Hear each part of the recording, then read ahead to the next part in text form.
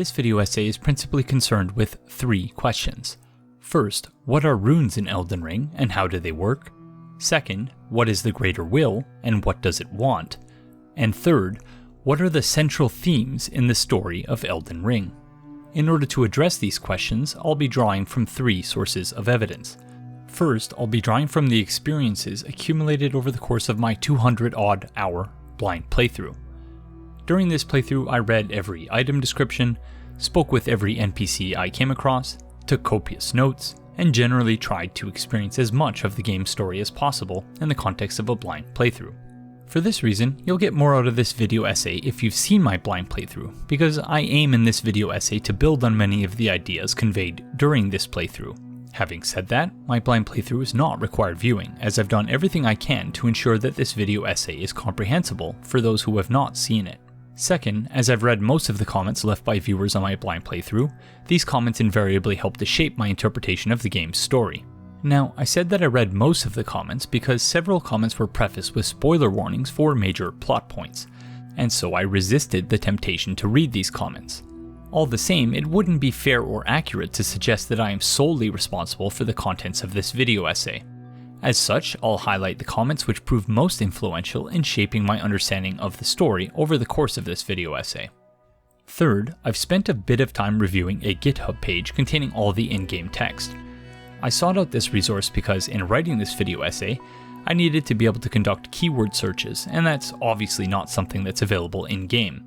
Now, I've not conducted an exhaustive review of the in-game text, but in conducting these keyword searches, I get the sense that I've been exposed to some cut content, as well as stuff that corresponds to items that we missed during the new game portion of this playthrough. So if I've messed up and cited an item description that's no longer in the game, please let me know and I'll address that for the next revision of this video essay. It's also worth noting that before starting my blind playthrough, the only pre-release content I watched was the announcement trailer. I've still not watched any Elden Ring content other than my own. I've also not read anything outside of what has been written in my comment section. So I've gone into this analysis as blind as I possibly could, and that means I'm probably going to be dead wrong about virtually everything in this video, but I hope you'll enjoy it all the same. So those are the sources of evidence I'll be relying on when trying to address these research questions. But is it really that simple? Well, no, it isn't. Answers to our research questions aren't just going to spontaneously emerge from the evidence, especially when our research questions are directed at a game whose story is designed to be incomplete. So we're going to have to coax those answers out. And one way of doing that is to articulate a theoretical framework that will transparently direct and inform my analysis of the research questions. In other words, this video essay is not an exhaustive account of the story in Elden Ring. There's simply too much lore in the game for that. So to direct and inform our analysis, we're going to begin by constructing a theoretical framework that will serve as a lens through which we'll examine and therefore come to understand the story of Elden Ring. For this reason, the manner in which we construct this framework will invariably shape the results of our analysis. So, though you could argue that the makeup of my framework effectively biases my interpretation of the story, the same argument applies to all such interpretations. All such interpretations are based on a constellation of assumptions which together constitute a particular way of looking at the world.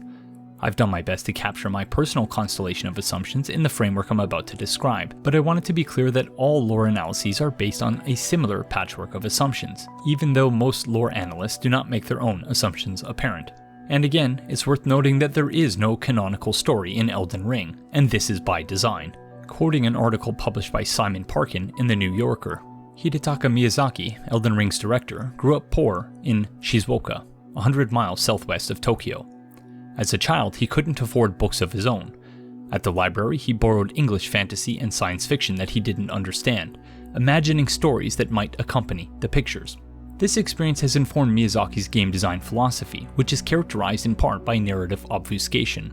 In Miyazaki's games, Parkin continues, a crucial plot detail is more likely to be found in the description of an item in your inventory than in dialogue. It's a technique Miyazaki employs to spark players' imaginations, in the same way that he extracted stories from illustrated fantasy books as a child. That power of imagination is important to me, Miyazaki said. Offering room for user interpretation creates a sense of communication with the audience and, of course, communication between users in the community.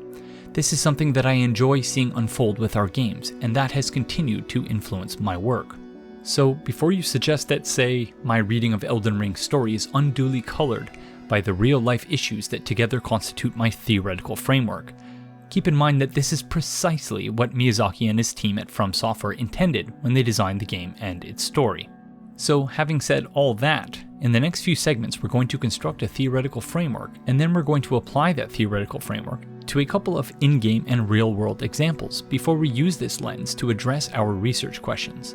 Fair warning, this is going to take some time, and it's going to seem like I'm getting way off topic, but I promise it will all make sense by the time we're through. At least, I hope it will, but there's only one way to find out, so let's get started.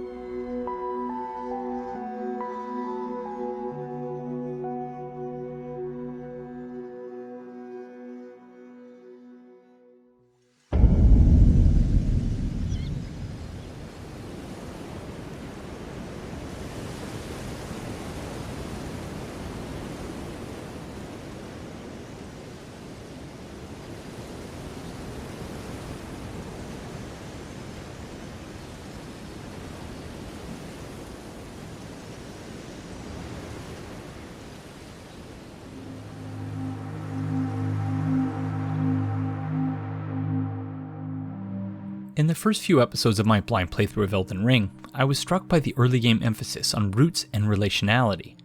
This brought to mind a 2013 book called Braiding Sweetgrass: Indigenous Wisdom, Scientific Knowledge, and the Teaching of Plants, which was penned by a Potawatomi ecologist named Robin Wall Kimmerer. In this book, Kimmerer describes the various ways in which trees communicate with each other. In episode 6, I quoted from a reflection I wrote about braiding sweetgrass, and here's the most relevant excerpt from that reflection. Some time ago, according to Potawatomi elders, trees did not just talk to one another. They were known to stand in their own council and craft a plan. For Western scientists, however, this possibility was summarily dismissed on the grounds that plants lack the mechanisms that animals use to speak. In other words, the potentials for plants were seen purely through the lens of animal capacity. According to Kimmerer, however, there now exists compelling evidence that trees are talking to one another. It would seem that the Potawatomi elders were right all along. Trees communicate with one another both above ground and below, that is, through pheromones, hormone-like compounds that are wafted on the breeze, and subterranean networks of mycorrhizae, fungal strands that inhabit tree roots. These fungal networks weave a web of reciprocity, of giving and taking. All flourishing is mutual, Kimmerer suggests, as soil, fungi, trees, squirrels, and humans are all beneficiaries of reciprocity. The importance of that last sentence cannot be emphasized enough. All flourishing is mutual, which is also to say that humans don't exist apart from other things. We exist along with, or in relation to, all other forms of life on the Earth. This emphasis on relationality is central to the cosmologies and ways of knowing of many indigenous communities on Turtle Island, which is the landmass we now refer to as North America, and I think it's also key to understanding the story of Elden Ring. In episode 22 of my blind playthrough, we discuss an art installation called Agora, Path of Light.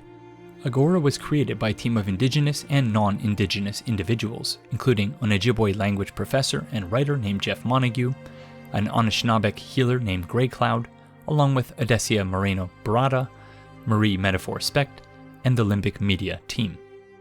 When I visited Agora in late 2022, I was struck by the extent to which its exhibit spoke directly to the themes and ideas we discussed up to that point in my blind playthrough, and this was especially true of the idea of relationality. One such exhibit read, "The mushroom we spot on the forest floor is only a humble fruiting body atop a vast hidden web of mycelium. These subterranean threads share nutrients and information across the forest, moving water to the areas it is most needed. Mushrooms may be small, but if we pay attention, they powerfully show us that every part of the forest touches the rest."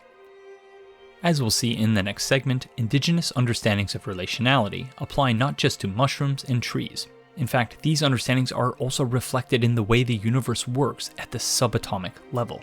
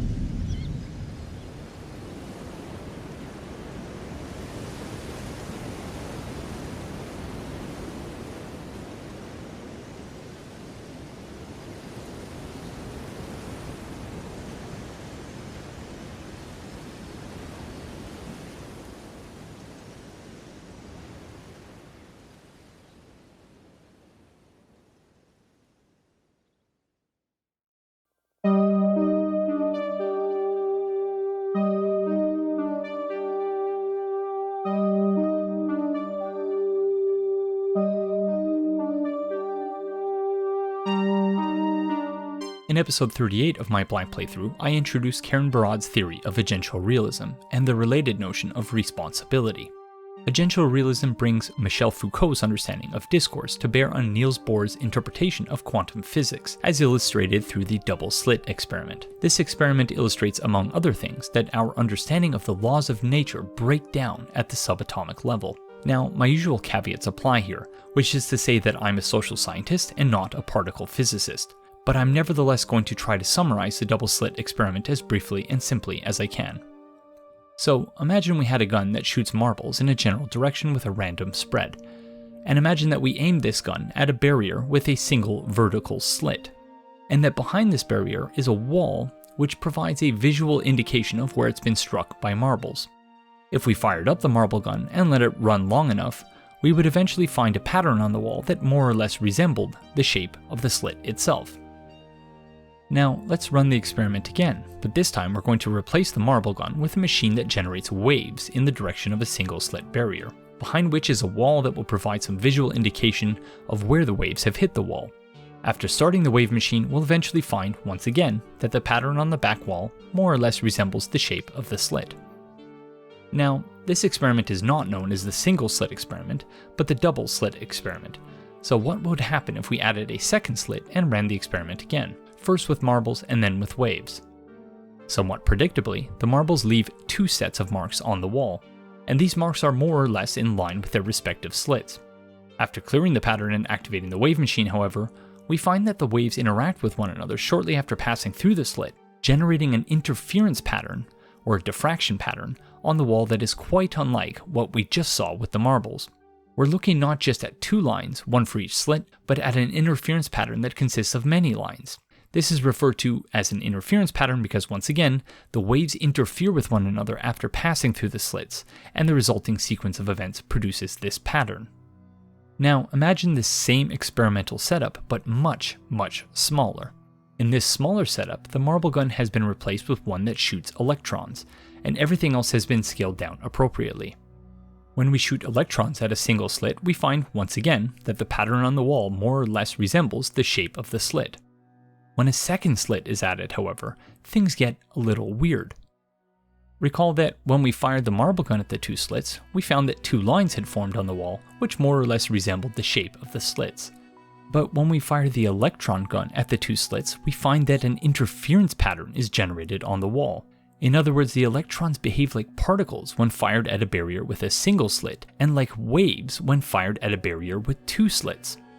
This phenomenon would later come to be known as particle-wave duality. To make sense of this apparent particle-wave duality, the scientists involved did what scientists always do. They modified the experimental apparatus to figure out what was going on. That is, rather than just observing the patterns generated on the wall, the scientists set up a device to observe the electrons as they passed through the slits. In doing so, however, they changed the outcome of the experiment, as this collapsed the wave function and the electrons went back to behaving like particles. So why does any of this matter? What, in other words, does the outcome of the double-slit experiment imply for how we understand the world and our place within it? Prior to the double-slit experiment, scientists were always able to unproblematically fade into the background of their experiments.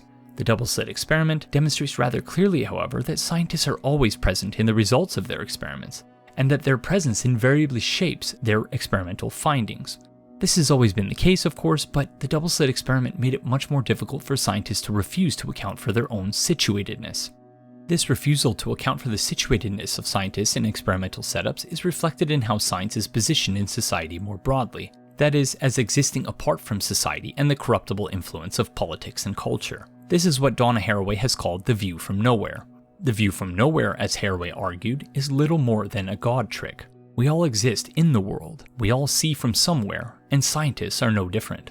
Social theorists like Haraway have long argued that science can only be properly understood within its appropriate societal, cultural, political, and institutional contexts. But it wasn't until the double-slit experiment that this point came to be crystallized so profoundly in the science itself. Now, of course, I'm making it sound as if these implications were immediately obvious in the aftermath of the double-slit experiment, but that wasn't the case. This is where Karen Barad enters the picture. Barad, who completed their PhD in theoretical physics, is currently professor of feminist studies, philosophy, and history of consciousness at the University of California, Santa Cruz. In their 2007 book, Meeting the Universe Halfway, Quantum Physics and the Entanglement of Matter and Meaning, Barad argues that the double-slit experiment rendered visible the fundamental flaw with classical physics. That is, the assumption that it is possible to distinguish between objects on the one hand and agencies of observation on the other. This flaw in our approach to classical physics, Barad argues, was irrevocably exposed by the outcome of the double-slit experiment. So what does Barad mean when they argue that we cannot distinguish between objects on the one hand and agencies of observation on the other? This means, to put it simply, that nothing exists apart from anything else, and that, at best, we are only able to temporarily separate things in order to learn something about them, before those things invariably become entangled again. Under Agential realism, phenomena are generated not through the interactions of clearly distinguishable entities, but the intra-actions of entangled agencies. In this way, you might say that Barad's theory of Agential realism problematizes all that divides and distinguishes. This raises an important question, namely, how does causality function according to Agential realism? Barad explains in this way. Causality is most often figured as a relation between distinct entities. For example, in the interaction between distinct entities, the one that modifies, for example, leaves its mark on, another entity is said to be the cause of the effect left on the other. But according to Agential realism, separately determinate entities do not pre-exist their intra-action. So how are we to think about causality on this account? On an Agential realist account, causal relations cannot be thought of as specific relations between isolated objects. Rather, causal relations necessarily entail a specification of the material apparatus that enacts an agential cut between determinately bounded and propertied entities within a phenomenon.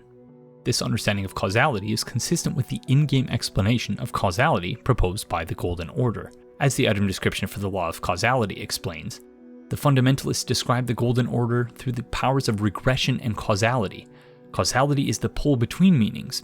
It is the connections that form the relationships of all things. Regression, on the other hand, is described as the pull of meaning, that all things yearn eternally to converge. In other words, causality is the product of agential cuts produced through material discursive apparatuses, whereas regression describes the inevitable process through which all things return to their natural state of intra-connectedness in the aftermath of an agential cut. Now, I'm not necessarily suggesting that FromSoft and George R.R. Martin based Elden Ring's story on Karen Barad's theory of agential realism. Nevertheless, it should now be clear why I felt so compelled to pursue an analysis of Elden Ring that was informed by agential realism.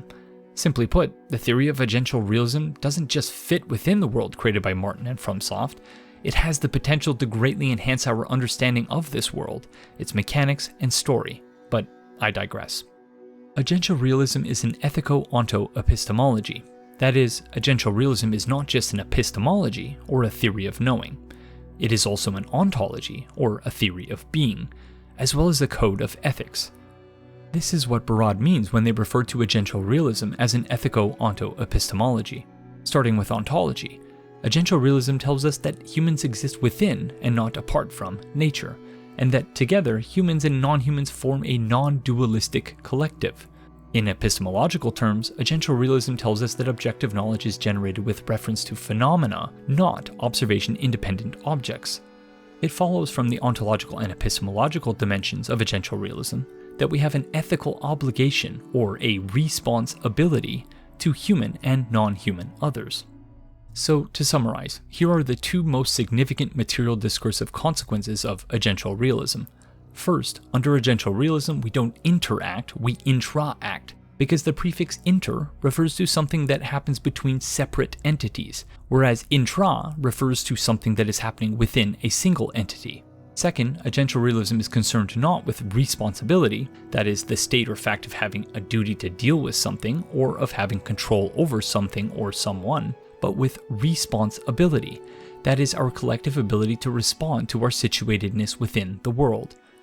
We'll return to these concepts shortly, but keep this in mind for now. So, what do I mean by material discursive when I speak of the material discursive consequences of agential realism? In the simplest possible terms, material discursive is a reference to the entanglement of the material world and the world of discourse.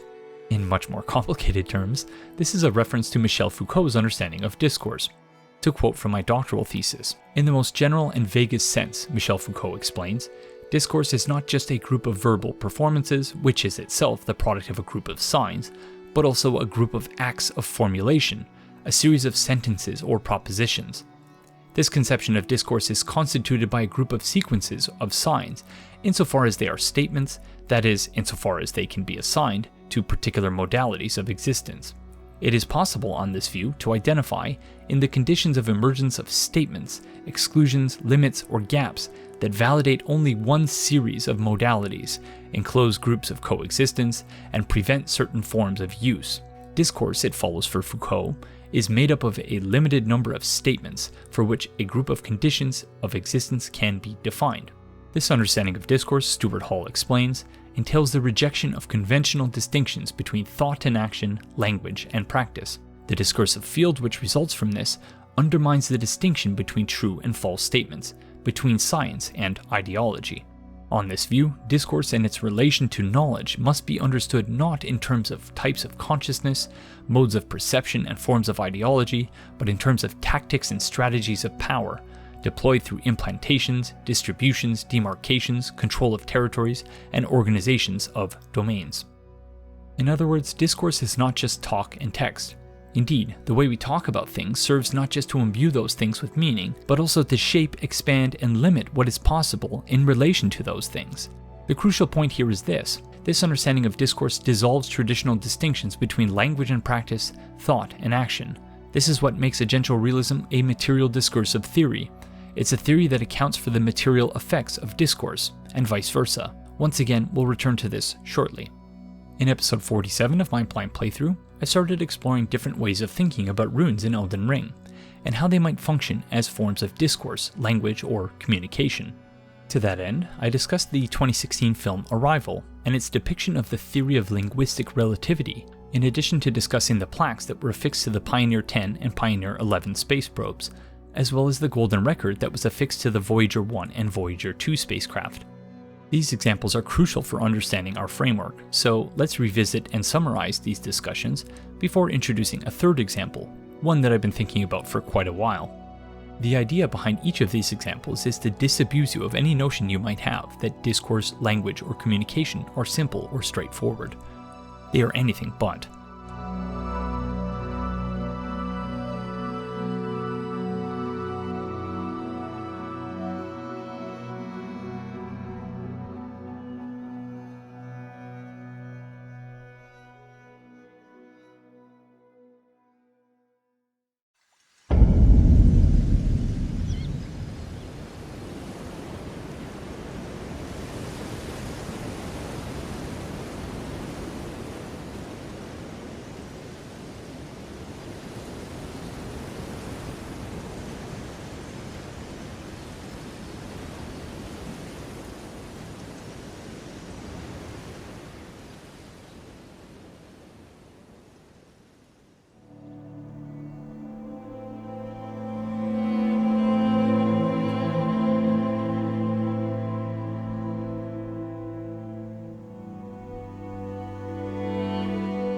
Arrival is a science fiction film directed by Denis Villeneuve and released in 2016. Arrival begins, appropriately enough, with the arrival on Earth of 12 extraterrestrial spacecraft, each of which is hovering in the airspace of a different nation-state. The film's point-of-view character is an American linguist and professor named Louise Banks. Banks is recruited by a US Army colonel to lead the American effort to communicate with the aliens occupying the spacecraft hovering over the state of Montana. When Banks is transported to the site via helicopter, she meets Ian Donnelly, a physicist who was recruited to work alongside her. Donnelly introduces himself to Banks by quoting an excerpt from her book, which reads, "Language is the foundation of civilization. It is the glue that holds a people together. It is the first weapon drawn in a conflict." Keep this quote in mind because it'll be important later on. Shortly after arriving at the site, Banks and Donnelly enter the alien craft, where they encounter the aliens for the first time. The aliens have 7 feet and are therefore referred to as heptapods. Banks and Donnelly get to work trying to teach the heptapods the English language with the aim of eventually figuring out why they've come to Earth and what they want. It soon becomes apparent, however, that the heptapods, whom Banks and Donnelly refer to as Abbott and Costello, have come to Earth to teach their language to humans. The heptapod language is semasiographic, which is to say that heptapod writing or logograms don't represent sound, they convey meaning. In the weeks and months that follow, as Banks continues to immerse herself in the heptapod language, she begins to experience visions that appear to be hallucinations, brought on perhaps by the immense existential pressure of the task before her. But these are, in fact, visions of the future. The heptapod language is, unlike human languages, not bound by linear time. As such, the heptapods perceive time such that past, present, and future are one and the same. In an interesting twist on the theory of linguistic relativity, which suggests that the structure of our language shapes the way we think, Banks learns to perceive the wholeness of non-linear time by immersing herself in, and eventually learning, the heptapod language. As previously mentioned, our point of view characters are American, and as such, the bulk of the movie takes place at the spacecraft landing site in the US state of Montana. There are, however, 11 additional spacecraft, whose heptapods are engaging with scientists and government officials in other countries. Though all 12 countries initially agree to cooperate and share information, things take a turn for the worse when Banks asks the heptapods to state their purpose. Banks interprets their response to mean offer weapon. At the Shanghai site, meanwhile, the heptapods are thought to have responded to a similar question with the phrase, use weapon. Interpreting this as a threat, the Chinese military declares war on the heptapods. The US also begins to contemplate military action. Banks later enters the spacecraft in an attempt to clarify what was said. When Costello indicates that she already has the weapon, Banks begins to understand her error.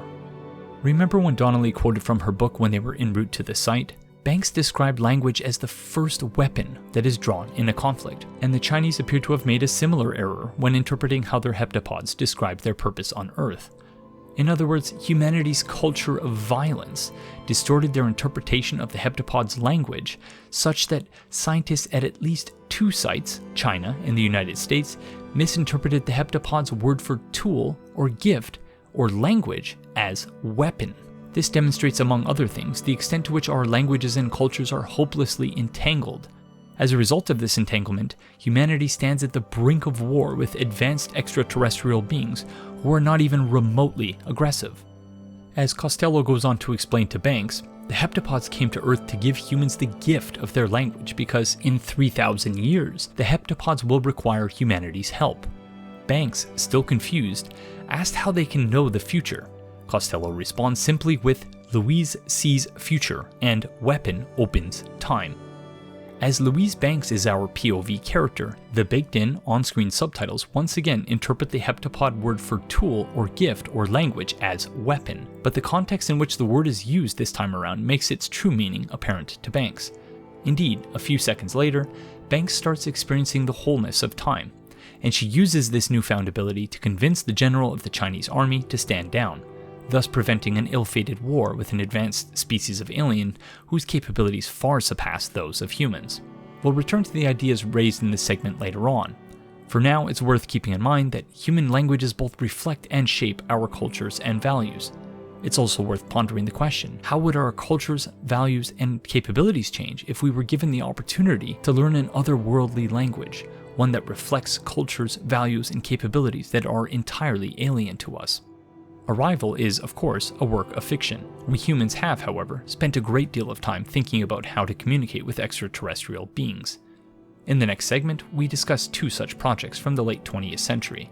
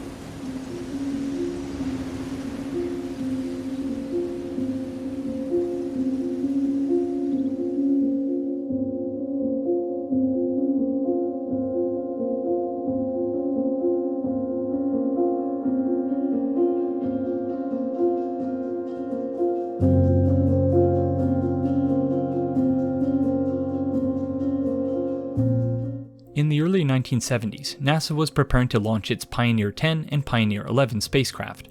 As these probes were designed to be the first human-made objects to leave the solar system, a journalist named Eric Burgess came up with the idea to affix to them a message from humanity. The audience for this message, in other words, was any extraterrestrial beings who, however improbably, happened to cross paths with Pioneer 10 or 11 in the vast emptiness of interstellar space. Burgess pitched his idea to an astronomer named Carl Sagan. Sagan had spent a great deal of time in his young career thinking about how best to communicate with extraterrestrials, so this idea was right up his alley. Sagan brought this idea to NASA, who agreed to allow him and the American Astronomical Society to design a plaque that would then be affixed to the Pioneer 10 and 11 spacecraft. This plaque would contain a message from Earth that was intended for any extraterrestrials who happened upon either probe. This is, of course, an extremely unlikely event, but there isn't really anything to erode the spacecraft in space, so it's possible that the probes will last thousands of years. By that time, us humans may no longer be around, but these probes will convey something about who we are, or rather, who we were. That was the idea anyways. The plaque itself is actually rather simple. The key to understanding the plaque is in the top left, where an illustration of the hyperfine transition of hydrogen establishes that the difference in energy between the first state and the second state is equivalent to 1 unit. This is reflective, perhaps, of the erroneous assumption that aliens will read left to right, top to bottom. But aside from that, I think this is a rather clever way to establish common ground for understanding the plaque. That is, by relying on the knowledge the hypothetical aliens have of the most abundant element in the universe. Using this key, the plaque triangulates the position of our solar system in relation to 14 pulsars and the center of the Milky Way galaxy. This same key also permits one to situate Earth as the third planet from the Sun in our solar system, and identifies Earth as the planet from which the Pioneer spacecraft was launched.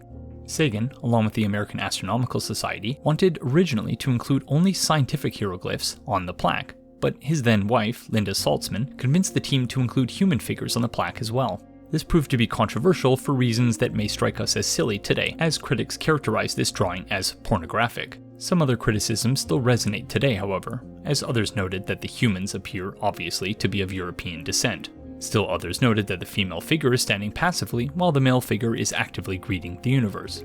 Interestingly, however, critics at the time did not bother to mention that this drawing ignores the existence of trans and intersex people. Sagan, who considered himself to be somewhat of a feminist, was said to have been rather upset by this controversy, and so he vowed to do better next time. Sagan would get a second chance as early as 1977, when he was tasked with designing yet another interstellar message, this time for the Voyager 1 and Voyager 2 spacecraft. More than just carrying a plaque, Voyager 1 and Voyager 2 would carry a golden phonograph record, encoded with audio and images.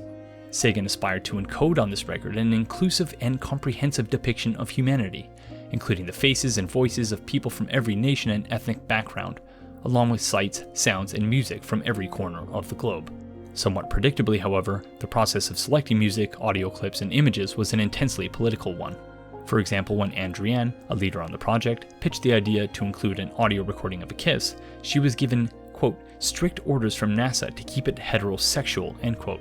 Yes, she was ordered to keep an audio recording of a kiss heterosexual, because gay kisses have a distinct sound to them, and we can't have Abbott and Costello thinking the Earth is populated with a bunch of gays, I guess.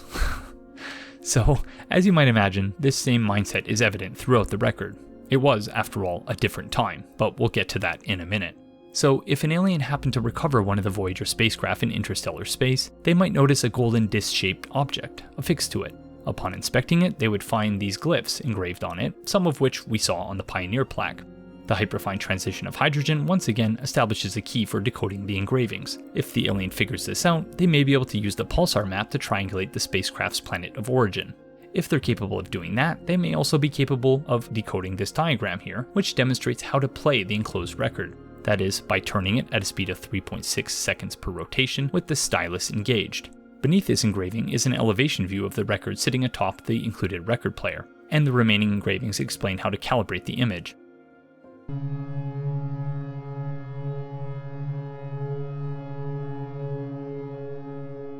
If they calibrate the image properly, they'll see a series of images displayed in a predetermined order, beginning with this circle. So, did Sagan and his colleagues succeed in creating a more inclusive and comprehensive depiction of humanity than they did with the Pioneer plaque? In a word, no. The 25th image the aliens would see introduces a binary understanding of sex, followed by a series of images depicting the conception, development, and birth of a baby. I see what they were trying to do here, but looking at these images in 2024, I can't help but feel like this reduces women to mere reproductive vessels. It also depicts relations among humans in strictly heteronormative terms, in addition to, once again, completely ignoring the existence of trans and intersex people. At the very least, this image shows the woman waving instead of the man, which must have been a response to those who criticized the Pioneer plaque. I guess that's an indication, however minor, that some progress had been made.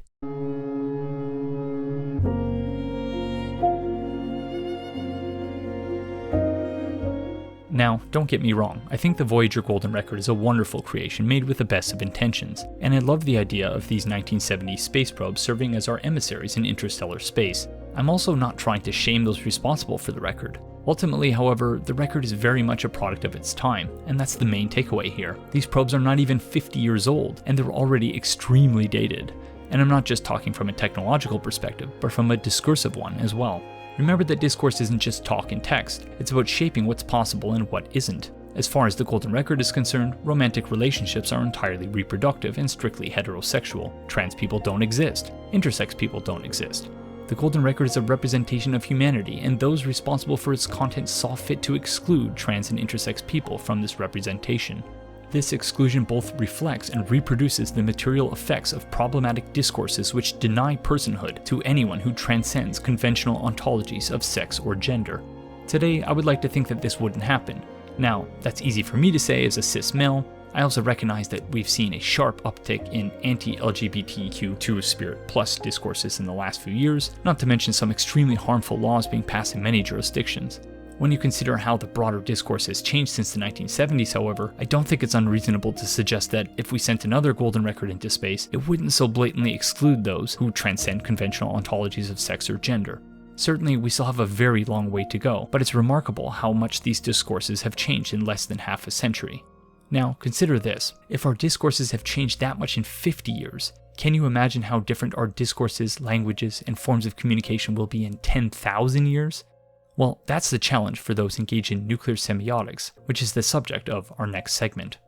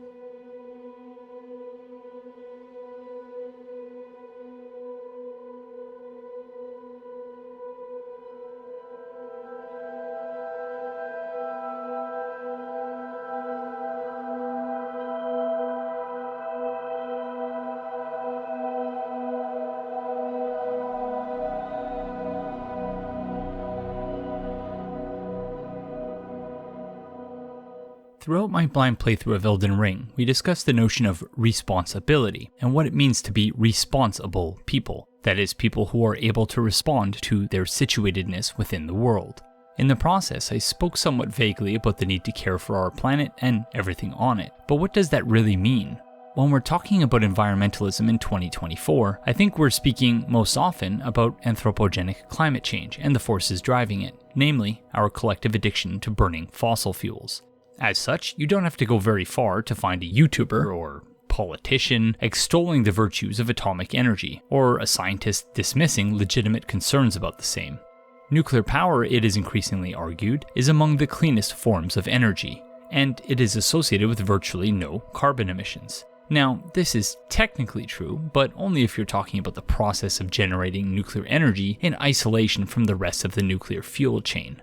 In order to generate nuclear energy, for instance, you need to mine and enrich uranium, and those processes certainly generate carbon emissions. Simply put, you cannot generate nuclear energy without also generating carbon emissions, even if those emissions are generated indirectly. Having said that, it's true that the process of generating nuclear energy produces less carbon emissions than does the burning of fossil fuels. Proponents of nuclear energy place considerable emphasis on this comparison to support their contention that nuclear is among the cleanest forms of energy. This rhetorical sleight of hand takes advantage of our now largely common sense understanding that it's bad to burn fossil fuels. It follows from this understanding, apparently, that any form of energy that does not generate carbon emissions can be considered clean energy. This is a sort of carbon emission reductionism, according to which our responsibility to the environment is limited to reducing greenhouse gas emissions. In addition to glossing over the urgent need to critically reevaluate our relationship with the Earth and global patterns of consumption, this ignores a rather serious problem with nuclear energy, that is, the production of radioactive waste. Before I continue, I should note that the production and disposal of nuclear waste is an extremely complex subject. As such, an adequately detailed treatment of this subject is beyond the scope of this video. So, if you're interested in learning more about this issue, I suggest checking out a documentary called Containment. Additionally, I should note that I'm a social scientist who specializes in understanding scientific and technological controversies. As such, though I am qualified to comment on the ongoing controversy concerning nuclear waste, it's also worth noting that I'm neither a physicist nor an expert on nuclear energy, so I'm liable to get some of the technical details wrong. Having said all that, my understanding is that most nuclear power plants work something like this. Fuel rods containing enriched uranium pellets are inserted into the reactor core. Once a critical mass of uranium has been inserted into the core, a self-sustaining chain reaction begins, in which neutrons are fired at the uranium atoms, which are then split, generating additional neutrons, which then split additional uranium atoms, generating still more neutrons, and so on. Each time a uranium atom is split, energy is generated in the form of radiation and heat. This heat is then used to generate steam, which is then fed through turbines that are connected in turn to generators, thus producing electricity. Understood in this way, the emissions that can sometimes be seen billowing out of these towers is actually just steam. What then is the problem? The problem is that this process unavoidably generates high-level nuclear waste. Those fuel rods that are inserted into the reactor to create nuclear fission, they don't last forever. After 5 years or so, the fuel in these rods has been consumed, at which point they are removed from the reactor core. These spent fuel rods are extremely radioactive. They're also extremely hot. So, in order to cool them down, they're placed in pools of water situated not far from the reactor. Some fuel rods sit in these spent fuel pools for a year, and others for as long as 20 years. Once they've been sufficiently cooled, the spent fuel rods are encased in concrete or steel casks. These casks, like the water in the spent fuel pools, contain the ionizing radiation that is still radiating from the spent fuel rods, but this is only temporary. Dry cask storage is only effective for about 100 years, but spent fuel rods can continue to emit deadly levels of ionizing radiation for up to 10,000 years. And yet, these casks are just sitting there at nuclear power plants around the world. So, the greater our reliance on nuclear power, the more nuclear waste we generate, and the worse this problem becomes. Again, some of you may be asking, what's the big deal? Well, for starters, prolonged low-level exposure to ionizing forms of radiation like X-rays or gamma rays is known to significantly increase the long-term risk of developing various forms of cancer. High-level exposure to ionizing forms of radiation can rip through your genetic code, effectively distorting or erasing the instructions your body uses to produce new cells, ultimately leading to an extremely slow and painful death. And that's just how exposure to ionizing radiation affects humans. Exposure to ionizing radiation is extremely harmful to the environment, and for all forms of life. Radiation can spread through food chains and ecosystems, producing deleterious effects for decades, centuries, or even longer periods of time. Indeed, in April of 1986, Reactor 4 at the Chernobyl nuclear power plant melted down and subsequently exploded, destroying the containment building in which the reactor was housed. With the flaming reactor core fully exposed to the elements, radioactive materials became airborne and spread across the Soviet Union and Europe. This led to the serious contamination of roughly 100,000 square kilometers of land. The town of Pripyat, Ukraine, which was built around the power plant and had become home to almost 50,000 people, was rendered uninhabitable for roughly 20,000 years. In March of 2011, when a tsunami engulfed the Fukushima prefecture on the east coast of Japan, the electrical grid failed. This forced the Fukushima Daiichi nuclear power plant to rely on backup diesel generators to cool its reactors. When these diesel generators failed, the reactors in units 1, 3, and 4 overheated, melted down, and later exploded. And Though the fallout from these explosions was not nearly as severe as that which followed the Chernobyl meltdown, enough ionizing radiation was released into the surrounding area to render it largely uninhabitable for about 100 years, forcing 164,000 residents to permanently abandon their homes. Even though the Chernobyl meltdown is most often framed as a consequence of Soviet incompetence, and the Fukushima Daiichi meltdown is often blamed on the earthquake and subsequent tsunami, it's worth noting that both incidents were preventable, and yet they happened. You could argue, of course, that these incidents taught us lessons which ultimately enhanced the safety of nuclear power writ large. But the technological systems involved are so incredibly complex that we cannot possibly predict and account for any and all disaster scenarios. As such, these safety enhancements only really apply to the disaster scenarios we've encountered in the past. In other words, these safety enhancements may not protect us against failures of imagination.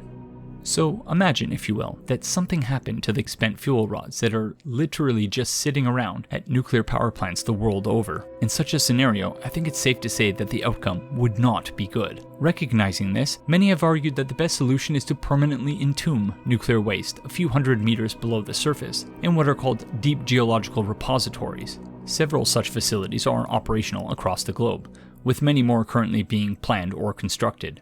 Today, we're briefly going to discuss the Waste Isolation Pilot Plant, or WIPP for short, in the American state of New Mexico. To establish a deep geological repository like WIPP, the idea is to identify a site with particular geological features, such that the site will be geologically stable for long enough to keep nuclear waste safely isolated. So, if a batch of high-level waste is going to be emitting high levels of ionizing radiation for a period of 10,000 years, you would need to find a site that will be geologically stable enough for at least 10,000 years. The WIPP site was chosen, for instance, because of the salt beds that lie beneath the surface. In theory, these salt beds will prevent radiation from reaching the surface, as any cracks or fissures that form will invariably be filled with salt. So, after identifying an appropriate site, constructing a subterranean facility, filling it to capacity with nuclear waste, sealing the facility with concrete, and decommissioning the above-ground portions of the site, we can finally put our minds at ease, having lived up to our responsibility to future generations. Or have we? Before addressing this question, it's important to note that the notion of responsibility applies not just to all things in our present time. It extends beyond our present time and into the future as well. And with that in mind, we need to ask the question, what is our responsibility to future inhabitants of the Earth in relation to these deep geological repositories? You could argue, of course, that the responsible thing would have been to not generate this waste to begin with, and I wouldn't disagree with you there. But this waste is already being generated, and we'll eventually bury it at sites all over the world. So I'll ask again, what is our responsibility with respect to these deep geological repositories? If we are going to bury this waste, it's critically important for us to ensure that this waste is not disturbed while it's still highly radioactive. As we've already seen, however, our languages and our discourses change really quickly. Indeed, it's exceedingly unlikely that the English language as we know it today will survive for another 10,000 years. The solution to this problem, some of you might be thinking, is rather obvious. Just slap the radiation symbol on everything. The problem with this line of thinking, of course, is that there's nothing inevitable about our use of this symbol to indicate that something is radioactive. This symbol indicates that something is radioactive solely because a group of experts agreed that it should be used to indicate that something is radioactive. It's highly unlikely, in other words, that this symbol will mean anything to whomever is inhabiting the Earth 10,000 years from now. So this symbol alone simply won't do. How then do we transcend eons when communicating the significant dangers associated with a site like WIPP? This question was the subject of a report prepared in 1993 by the Sandia National Laboratories in the United States, and here's what the authors came up with. The authors recommended that as someone approaches this site, they should encounter a series of increasingly complex messages. The 4 levels of complexity proposed by the authors are as follows. Level 1 messages convey rudimentary information indicating that this place was made by humans. Level 2 messages communicate cautionary information, indicating not only that this place was made by humans, but also that it's dangerous. Level 3 messages provide the what, why, when, where, who, and how of the site.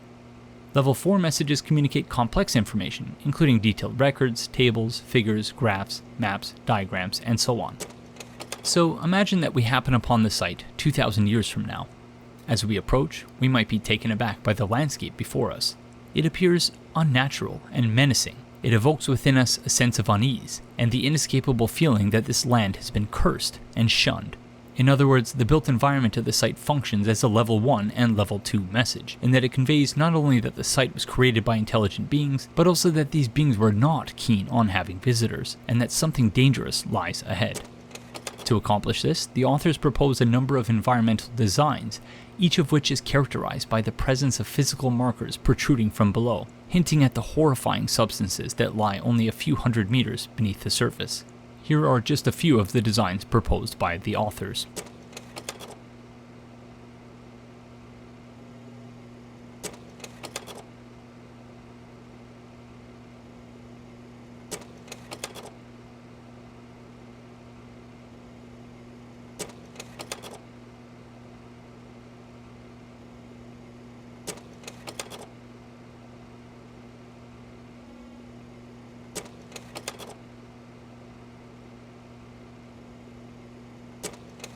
If our curiosity gets the better of us, we might decide to approach the site.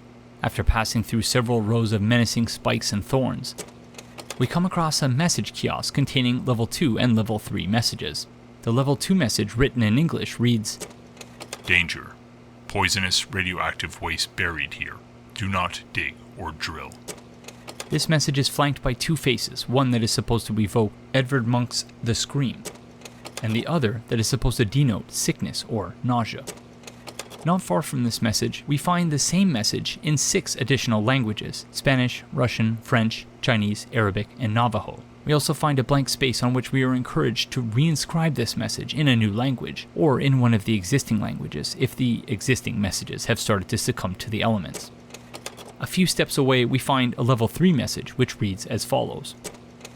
Near the center of this 41 square kilometer controlled area are structures marking an area used to bury radioactive wastes and hazardous materials. The radioactive wastes and hazardous materials are buried within an area that is 660 meters by 810 meters. The waste is buried 655 meters deep. This place was chosen to put this dangerous material far away from people and other living things. To ensure that this dangerous material remains isolated from other living things, it is important that the 41 square kilometer area not be disturbed. Do not drill or conduct any mining operations within the controlled area. Doing so could change the water hydrology and affect the isolation of the radioactive wastes and hazardous materials from living things. Do not drill here, do not dig here, or conduct mining operations within the 41 kilometer controlled area. Do not do anything that might disturb the water hydrology within the controlled area. Do not destroy this or any other marker. This marking system has been designed to last 10,000 years. If the marker is difficult to read, add new markers composed of longer lasting materials and copy this message in your language onto them. For more information, go to the building near the center of this marked area. To learn more, we proceed to the center of the site, where we find an information center containing level 4 messages. To protect these messages from the elements, the information center is situated just beneath the surface. It contains detailed information regarding the site, including a periodic table of the elements, indicating which radioactive elements are buried below, as well as an astronomical calendar to assist would-be intruders in working out when the radioactive waste was buried, and therefore to help them determine whether this waste still constitutes a serious danger. The information center may also include pictograms to help would-be intruders decode the various symbols they've seen used throughout the site. The authors distilled all of this to the need to convey the following information to would-be intruders. This place is a message and part of a system of messages. Pay attention to it. Sending this message was important to us. We considered ourselves to be a powerful culture. This place is not a place of honor. No highly esteemed deed is commemorated here. Nothing valued is here. What is here was dangerous and repulsive to us. This message is a warning about danger. The danger is in a particular location. It increases towards a center. The center of danger is here, of a particular size and shape, and below us. The danger is still present in your time as it was in ours. The danger is to the body, and it can kill. The form of the danger is an emanation of energy. The danger is unleashed only if you substantially disturb this place physically. This place is best shunned and left uninhabited.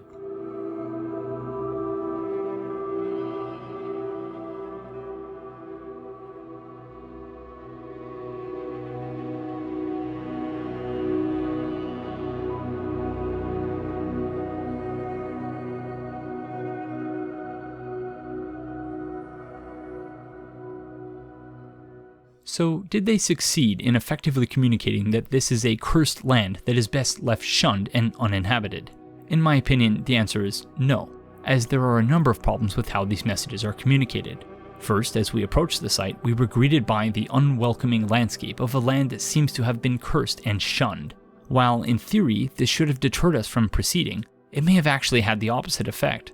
Remember when we first entered CITED early in my blind playthrough? I was absolutely horrified by what I saw, and even though I initially responded by tucking tail and running in the opposite direction, this ultimately failed to dissuade me from pressing on. Now, this is a video game created by a developer, From Software, that is notorious for creating game worlds replete with cursed lands. In the real world, of course, there's virtually no chance I would enter CITED proper after getting my first proper glimpse of the area from the Wrought View balcony. I've no doubt, however, that there are many people alive today who would enter a real-world CITED, despite the many dangers that obviously lurk within. But why? The answer is, I think, quite simple: curiosity. It's the same curiosity that FromSoft exploits so masterfully by creating hellscapes that are at once frightening and intriguing, thereby forcing players to confront their fears in order to satiate their curiosity about what lies beyond the hellscape before you. The authors of this report have, wittingly or otherwise, called for the creation of a similar kind of hellscape, a landscape that is not just unnerving but also fascinating, and may therefore draw people towards it rather than driving them away. I think the authors were aware of this problem, which is why the information communicated becomes more complex the closer you get to the center of the site. But these more complex messages are also rife with problems. Consider, for instance, the pictograms mentioned earlier. These pictograms take for granted that the reader will know to read from top to bottom. There is nothing that is necessarily natural or self-evident, however, about reading top to bottom or left to right. Indeed, many historic cultures read from bottom to top, right to left. Today, there are many right to left, top to bottom written languages, including Hebrew, Arabic, Persian, among others. And in some contexts, Chinese, Japanese, and Korean are still right to left. So there's no guarantee that the majority of the people inhabiting the continent known today as North America will continue to read top to bottom, left to right, for the next 10,000 years. So it's not difficult to imagine a scenario in which someone comes across this pictogram in a few thousand years and assumes it should be read bottom to top. Perhaps they might assume that this is a Rosas's light type situation, in which the contents of this barrel aren't causing an illness, but curing an illness. The key takeaway here is, once again, that discourse, language, and communication are neither simple nor straightforward. And even though we can conduct any number of thought experiments concerning how best to communicate with extraterrestrials out in interstellar space, or extraterrestrials visiting our planet, or the future inhabitants of Earth, we really have no way of knowing how such interactions would play out, or what the material discursive consequences of those interactions might be. But there's another reason I wanted to talk about nuclear semiotics in particular. That is, I'm pretty sure that scarlet rot is meant to be an analog to ionizing radiation. Allow me to explain. During my blind playthrough, we discussed a comment by Atop Doomed Moons, who suggested that Zarias' storyline is an allegory for being in the closet as a trans person. This would not be the first instance of FromSoft inserting an allegory of this sort into its games. Indeed, we saw in Bloodborne that the story of the fishing hamlet was essentially an allegory for the history of mercury poisoning, or Minamata disease, in Japan. Along similar lines, I don't think it's a stretch to imagine that the Scarlet Rot is an allegory for the significant impact that the atomic age has had on Japan as a nation. In fact, no nation-state, save perhaps for Ukraine, has been as deeply affected by radiation as Japan, but we'll return to that point in a minute. First, I wanted to concede that, mechanically speaking, the Scarlet Rot doesn't really function in a manner that resembles radiation, but how could it? I mean, I'm sure there's a game out there that includes a mechanic that accurately depicts the effects of radiation exposure, and does so in a manner that is compelling from a gameplay perspective, but I'm not aware of any examples of this. In Bethesda's Fallout games, for example, radiation exposure does little more than reduce your maximum HP. And to be fair, I'm not sure how you even would design a radiation exposure mechanic that is both accurate and compelling from a gameplay perspective, but my sense is that it's extremely difficult to do, save perhaps for games that involve permadeath.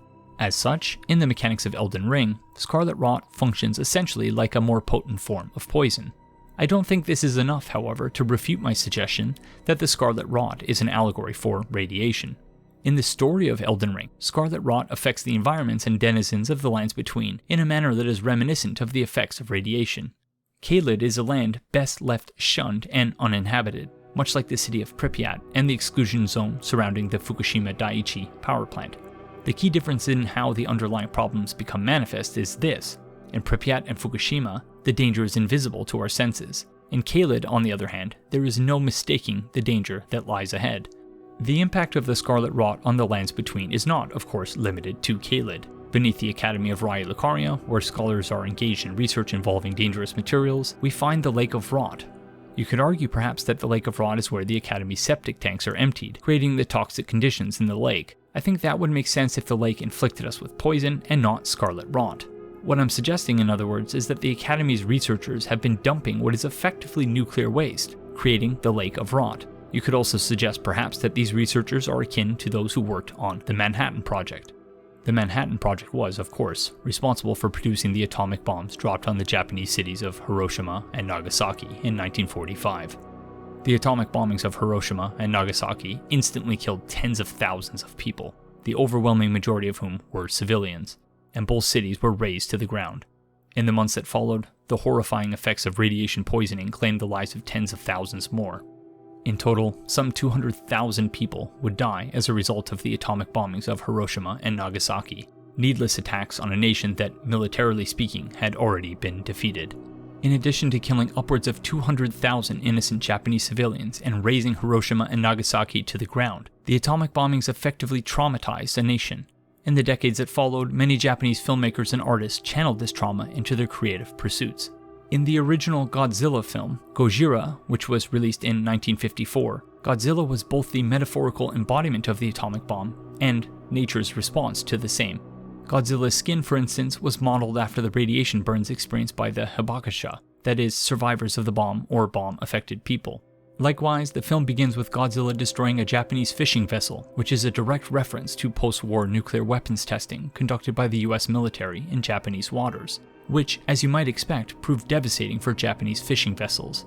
In the film, the eponymous Godzilla first emerges from the depths of the ocean because of nuclear weapons testing, and it's said at the end of the film that Godzilla will return again if nuclear weapons testing continues. This anti-nuclear, anti-war message was explicit in the original film, but has become somewhat diluted over time and by virtue of localization processes and, of course, capitalism. In most films, anime, and manga, the anti-nuclear, anti-war messages are less explicit. This was a matter of necessity in the years that immediately followed the end of the war. As part of its occupation of Japan, the United States exercised strict control over the content of Japanese media. As such, any film, anime, or manga which espoused sentiments that could be interpreted as anti-American would have been censored. A scholar named Frank Robert Fuller even wrote a doctoral thesis on hidden messages in Japanese anime and manga concerned with the atomic bombings of Hiroshima and Nagasaki.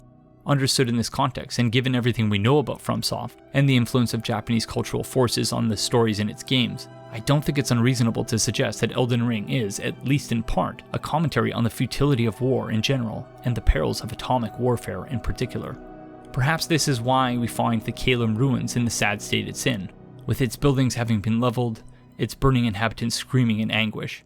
Perhaps these individuals are meant to be a reference to the Hibakusha and the miserable, tortured existence many survivors of the bomb were forced to endure for the remainder of their shortened lives.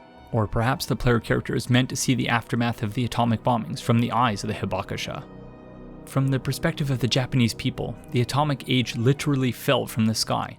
In the lands between, it was the age of the Erd Tree that fell from the sky, in the form of the Elden Beast, initiating a series of events that would eventually result in Millennia's Curse and the devastation of CITED. Maybe, just maybe, the Scarlet Rot is an allegory for the horrifyingly destructive potential of the atomic age. On this view, both the age of the Erd Tree and the atomic age are meant to be cautionary tales about humans meddling with things that are, perhaps, better left alone.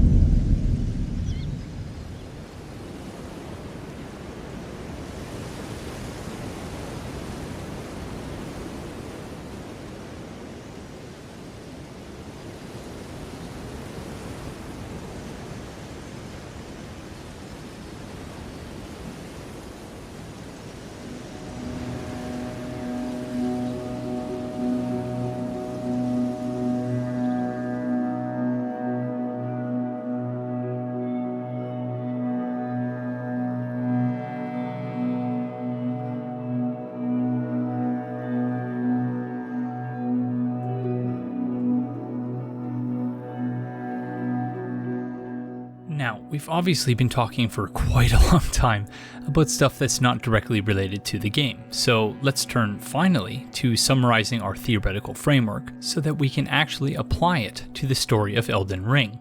So what are the primary takeaways from everything we just discussed? First, discourse is not just talk and text. Discourse is about shaping what's possible and what isn't. In other words, the way we talk about things serves not just to imbue those things with meaning, but also to shape, expand, and limit what is possible in relation to those things. This understanding of discourse dissolves traditional distinctions between language and practice, thought and action. Simply put, discourse generates material consequences, and vice versa.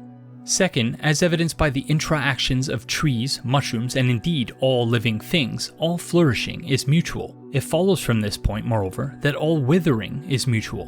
One cannot thrive or flourish, in other words, by subjugating, abusing, or exploiting others. And when one subjugates, abuses, or exploits others, one is inevitably subjugating, abusing, or exploiting oneself. After all, we don't interact with one another, we intra-act, because the prefix inter refers to something that happens between separate entities, whereas intra refers to something that is happening within a single entity. Third, human languages are incredibly complex, and so too is communication, both of which are entangled with our cultures. As a result of this entanglement, the structure of a language influences its speaker's worldview or cognition. By extension, the language spoken by an individual can determine or shape their perceptions of the world. It follows from this point that if we're talking about an alien language that has magical properties, the act of learning such a language could have profound consequences. In summary then, here are the three theoretical principles that will inform the forthcoming analysis. First, because all things are intra-related, one cannot thrive or flourish by subjugating, abusing, or exploiting others. Second, discourse is not just talk and text, it's about shaping what is possible and what isn't, and the associated material effects. And third, our languages and cultures are so entangled that the languages we speak shape the way we think. So with all of that in mind, we turn in the next segment to our first research question.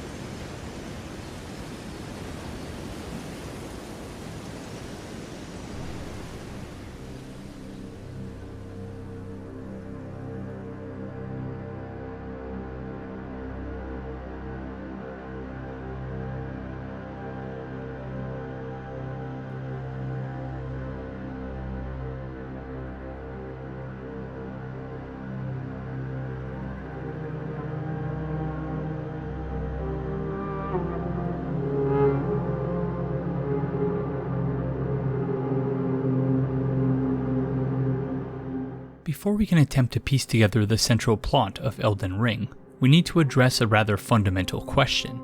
What are runes in Elden Ring and how do they work? For our purposes, the dictionary definition of rune actually provides a decent starting point. That is, a rune is a mark or letter of mysterious or magic significance. Though we may recognize a rune as a form of writing, it's different enough from the forms of writing we're familiar with to strike us as odd, or otherworldly, or even magical. How then do runes work? To address this question, I'm going to start by reading a comment that Josh K left on episode 47 of my blind playthrough. I know it doesn't happen much because Melina joins us at grace sites so infrequently, but listen to what she says when you go to level up with her. Shall I turn your runes to strength? Let my hand rest upon you. For but a moment, share them with me. Your thoughts, your ambitions, the principles you would follow. She reveals a lot about what the power of runes means in this world, the same way you could get a sense of what souls in Demon Souls represent from the mantra of the Maiden in Black.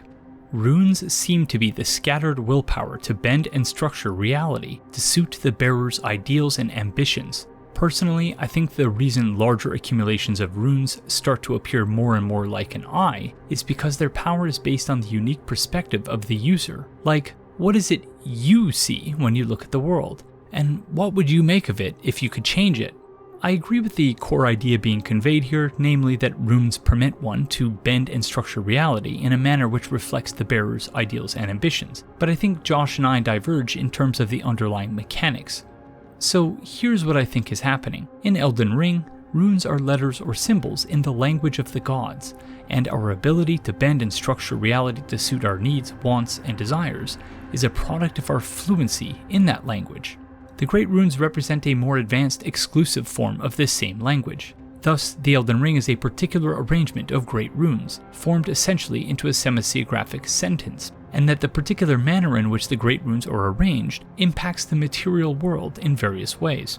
Recall that according to linguistic relativity, the structure of a language influences its speaker's worldview or cognition, and that by extension, individuals' languages determine or shape their perceptions of the world. Recall also that in the 2016 film Arrival, the protagonist, Louise Banks, learns how to perceive non-linear time by immersing herself in the heptapod language.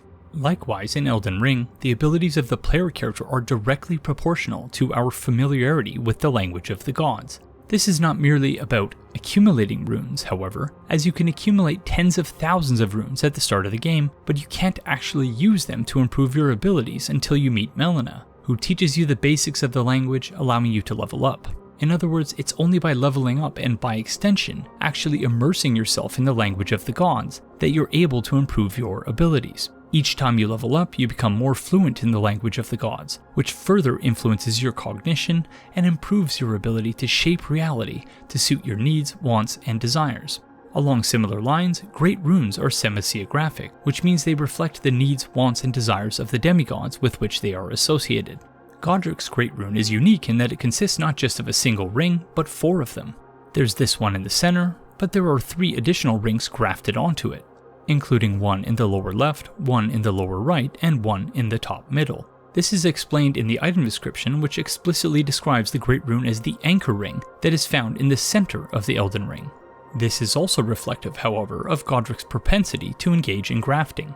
Note, for instance, that the ring in the center is the only complete ring, and that the remaining rings do not form complete circles. In other words, the ring in the center represents what we might call Godric's base body, whereas the incomplete rings grafted onto the center ring represent body parts that have been separated from the bodies of tarnished and other living things.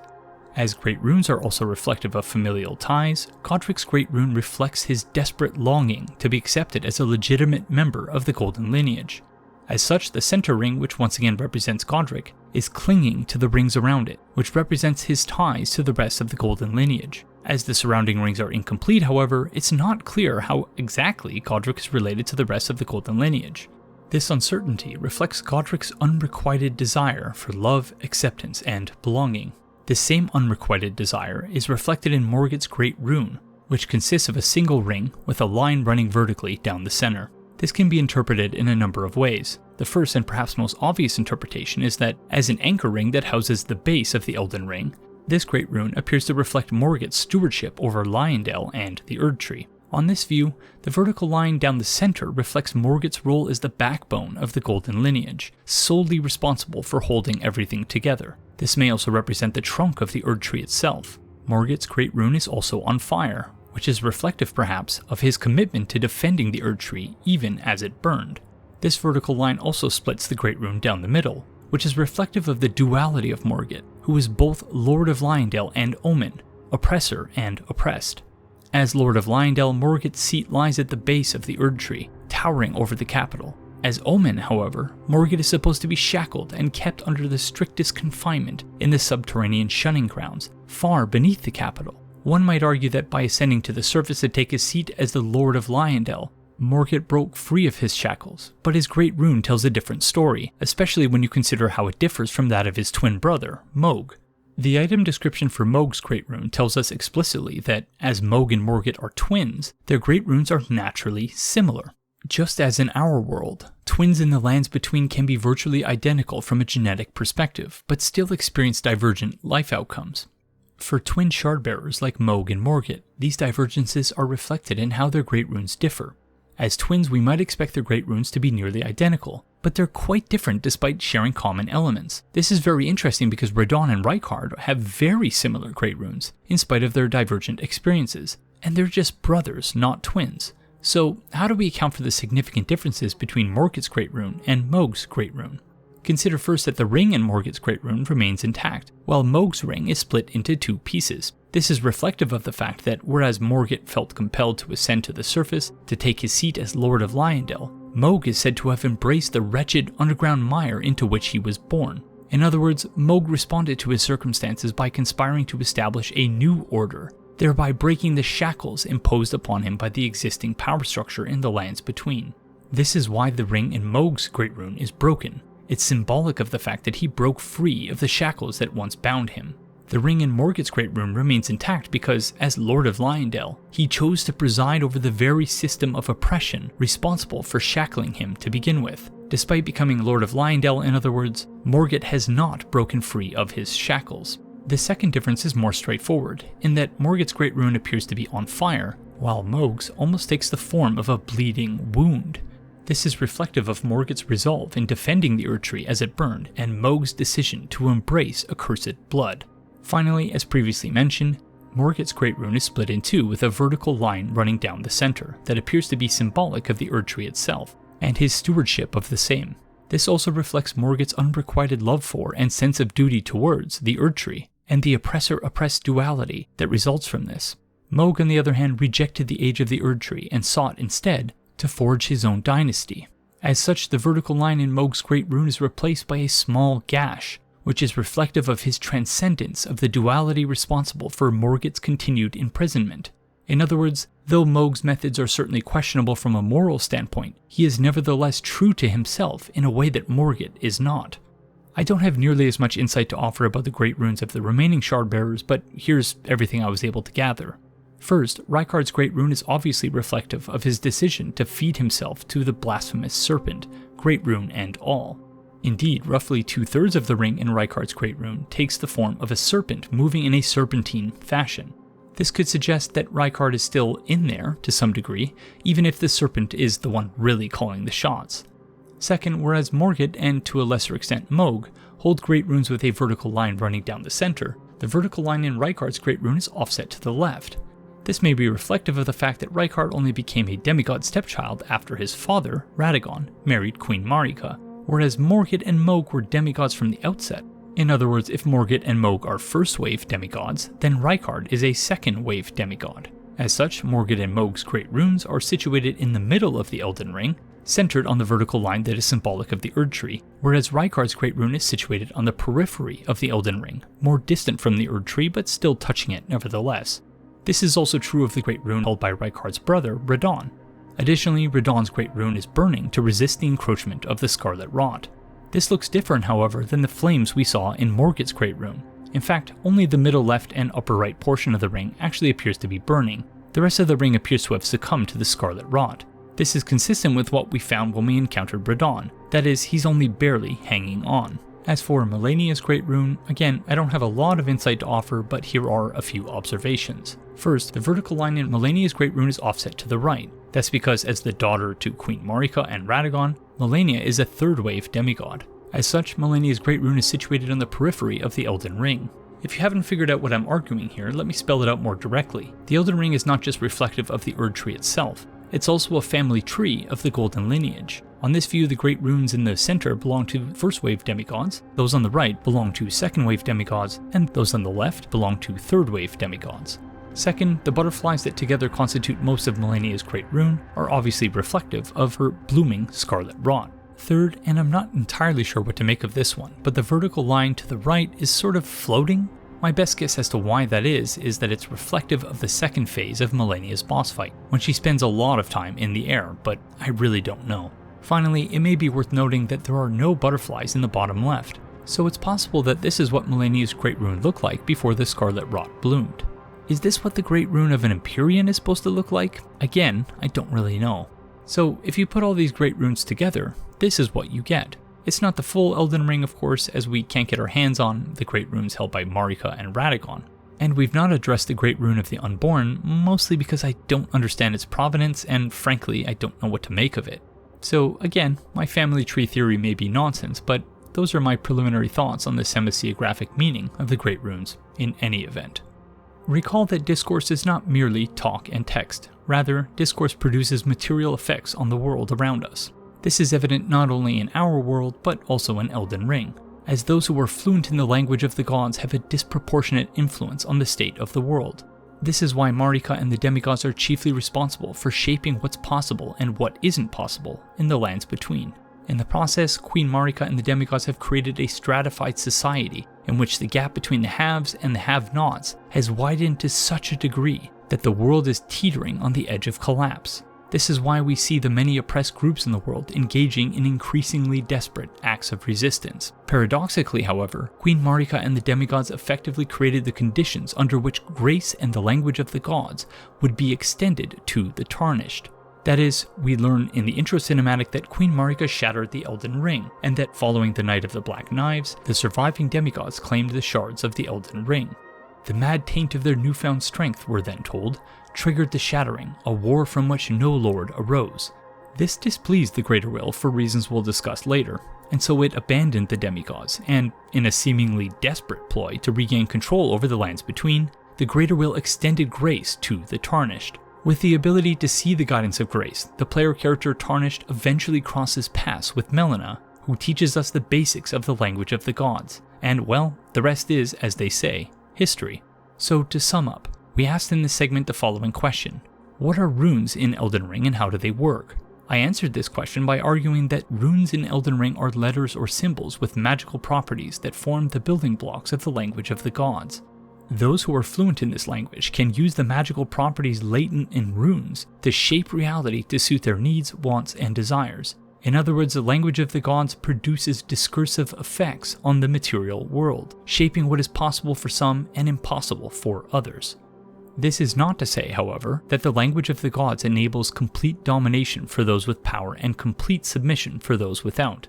Otherwise, the Tarnished could never stand before the Elden Ring and assume the title of Elden Lord. Nor for that matter could the Misbegotten have succeeded in rebelling against their masters in Castle Morn. As in the real world, power in Elden Ring is a versatile equilibrium, rather than something that can be unproblematically possessed or traced to a single source. After all, even the Greater Will requires vassals to do its bidding, and on that note, I think it's time for us to discuss the Greater Will.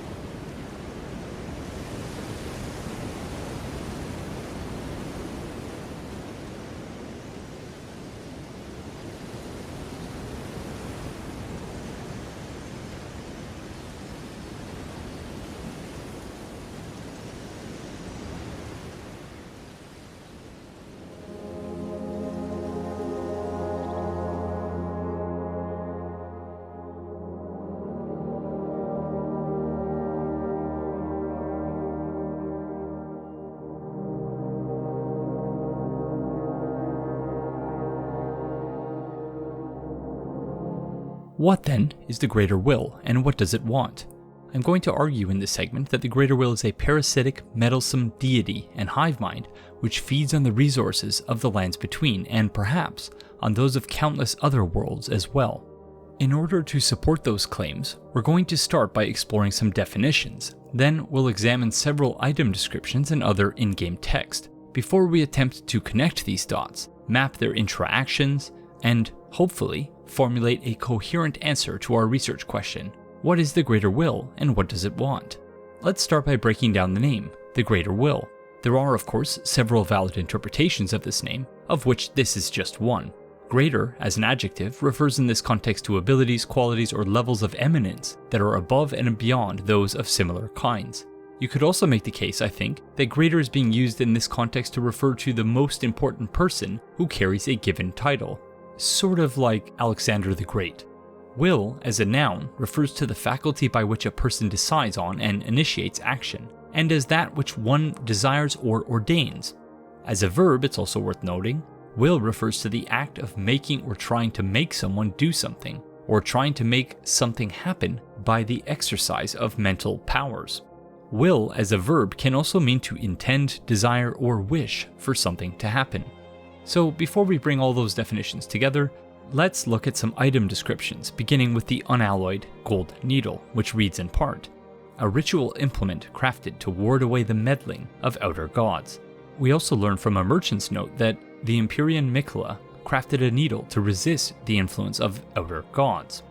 Together, these item descriptions tell us two things. First, that there are many gods in this universe, and second, that these gods are known for meddling in or exerting influence over the lives and fates of those who inhabit the lands between. So bringing all this information together, the Greater Will is one of several outer gods. More than that, the Greater Will is the most meddlesome of the outer gods, as well as the most adept at imposing its will, pun intended, on the lands between and its inhabitants. This may not have always been the case, however, and the game provides a number of clues for how the Greater Will became the Greater Will, that is, the most powerful and influential of the outer gods. To understand how the current state of affairs came to be, let's turn to the second half of our question. What does the Greater Will want? We've already established that the Greater Will likes to meddle, but to what end? There are two item descriptions which hint, albeit indirectly, at the Greater Will's motivations, the first of which is Elden Stars, which reads in part, it is said that long ago, the Greater Will sent a golden star bearing a beast into the lands between, which would later become the Elden Ring. The beast being referenced here, we later learn, is the Elden Beast, one of the Greater Will's vassals, whom we'll return to shortly. We also learn from the Nox Sorceress set that long ago, the Nox invoked the ire of the Greater Will and were banished deep underground. Now they live under a false night sky, in eternal anticipation of their liege, of the coming age of the stars, and their Lord of Night. These item descriptions hint at how the Greater Will both established the Age of the Erdtree and defended it against those who would seek to establish an age of a different sort. While this doesn't explicitly spell out the Greater Will's motivations, it does provide us with an entry point to figuring that out. In order then to make sense of the Greater Will's motivations, let's examine the Age of the Erdtree and how it came to be. References to the Age of the Erdtree in the in-game text are somewhat scarce, but we know from the item description for the Erdtree's favor talisman that when the Age of the Erdtree began, blessings were personally bestowed upon their recipients by Queen Marika herself. This suggests, in other words, that the start of the Age of the Erdtree coincided with the start of Queen Marika's reign over the lands between. The item description for Godfrey's set pretty much confirms this. The Age of the Erdtree began amongst conflict, when Godfrey was lord of the battlefield. He led the war against the giants, faced the Stormlord, alone, and then there came a moment when his last worthy enemy fell, and it was then, as the story is told, that the hue of Lord Godfrey's eyes faded. This raises the question, why is it called the Age of the Erdtree and not the Age of Marika? We'll return to this question shortly. This item description also suggests that the Age of the Erdtree emerged, quite literally, from the ashes of bloody conflict, including a battle with the Stormlord and a war against the giants. The why of these conflicts is spelled out in the spoken echoes of Marika's own words, which Melina conveys to us as follows. Hark, brave warriors. Hark, my Lord Godfrey. We commend your deeds. Guidance hath delivered ye through each ordeal to the place ye stand. Put the giants to the sword and confine the flame atop the mount. Let a new epoch begin, an epoch glistening with life. Brandish the Elden Ring for the Age of the Erdtree. This suggests that the war against the giants was the last in a series of conflicts, the end result of which was the establishment of the Age of the Erdtree. This also suggests that this conflict was driven by capital G guidance, which is also to say that it was directed from a distance by the Greater Will, and that containing the so-called Flame of Ruin was a precondition for the establishment of the Age of the Erdtree. This makes sense as the Flame of Ruin is capable of setting the Erd Tree aflame, so if the Flame of Ruin is unaccounted for, then the Erd Tree's hold on power would surely prove tenuous. This is also reflected in the epitaph we find not far from the Flame of Ruin, which reads, "The war against the giants, champions battle, trolls betray, fire vanquished, the era of the Erd Tree begins." Another epitaph indicates that the ancient dragons were also defeated in battle by forces loyal to Queen Marika. The routing of the ancient dragons, Godwin the Golden fought to the last, earning the friendship of Dread Fortisax. So the Age of the Erd Tree was established by way of a successful military campaign. But how was the Age of the Erd Tree maintained in peacetime? How, in other words, did Queen Marika consolidate power in order to effectively rule the lands in between wars? The item description for Sacred Tear makes the answer to this question apparent. That is, the Sacred Tear is said to be a blessing of the Erd Tree, worshipped in the churches of all lands. During the Age of the Erd Tree, these tears were used to spread the faith, for theirs was once a certain blessing. In other words, Queen Marika and her allies consolidated power in the post-war era by positioning Marika as the god and messianic figure at the center of a monotheistic religion called the Golden Order. As Brother Corrin explains, "The Golden Order is founded on the principle that Marika is the one true god." This is where the Greater Will's motivations start to become a bit clearer, as the Mending Rune of the Death Prince indicates that the Golden Order was created by confining destined death. This is also to say, as many item descriptions explain, that there is no place in the Golden Order for those who have exceeded life's bounds. This is significant because those who live in death do not return to roots, which is something we're warned about very early in the game. Interestingly, we're warned about this by two ghost NPCs. "Oh, a proper death means returning to the Erd Tree. Have patience until the time comes and the roots call to you. Unthinkable, our hallowed resting place is violated. To refuse Erd Tree's call to return, to live within death, sickening." So, according to these spirits, a proper death occurs when the Erd Tree calls to you, at which point you're supposed to return to its roots. To live in death on this view is not just to commit heresy under the Golden Order, it's also to refuse the Erd Tree's call to return. But is it really the Erd Tree calling? No, not really. Indeed, after entering the Erd Tree and defeating Marika turned Radagon, the player character is confronted by the Elden Beast, who emerges out of their body, which rotted for many years after serving as a vessel for the Elden Ring. The Elden Beast is, as the item description for the Elden Remembrance reads, the vassal beast of the Greater Will and living incarnation of the concept of order. Vassal as a noun refers to a holder of land by feudal tenure on conditions of homage and allegiance. As noted previously, the Greater Will sent the Elden Beast its vassal to the lands between, where it later became the Elden Ring. As was hinted in the intro cinematic and later confirmed by the cutscene which introduced the Elden Beast as the final boss of the game, Marika turned Radagon served as a vessel for the Elden Ring, and by extension for the Elden Beast as well. All of this is to say that the Elden Beast rules the lands between, through Marika turned Radagon, on conditions of homage and allegiance to the Greater Will. What then are those conditions? I should note that this is where we begin to encounter gaps in the in-game text, so we're going to have to fill in those gaps with some informed speculation. In other words, we've plotted most of our data points, and now we need to connect those dots, so to speak, by drawing on environmental storytelling and other potential clues. So I'll ask again, what are the conditions of homage and allegiance between the Greater Will and its vassal, the Elden Beast?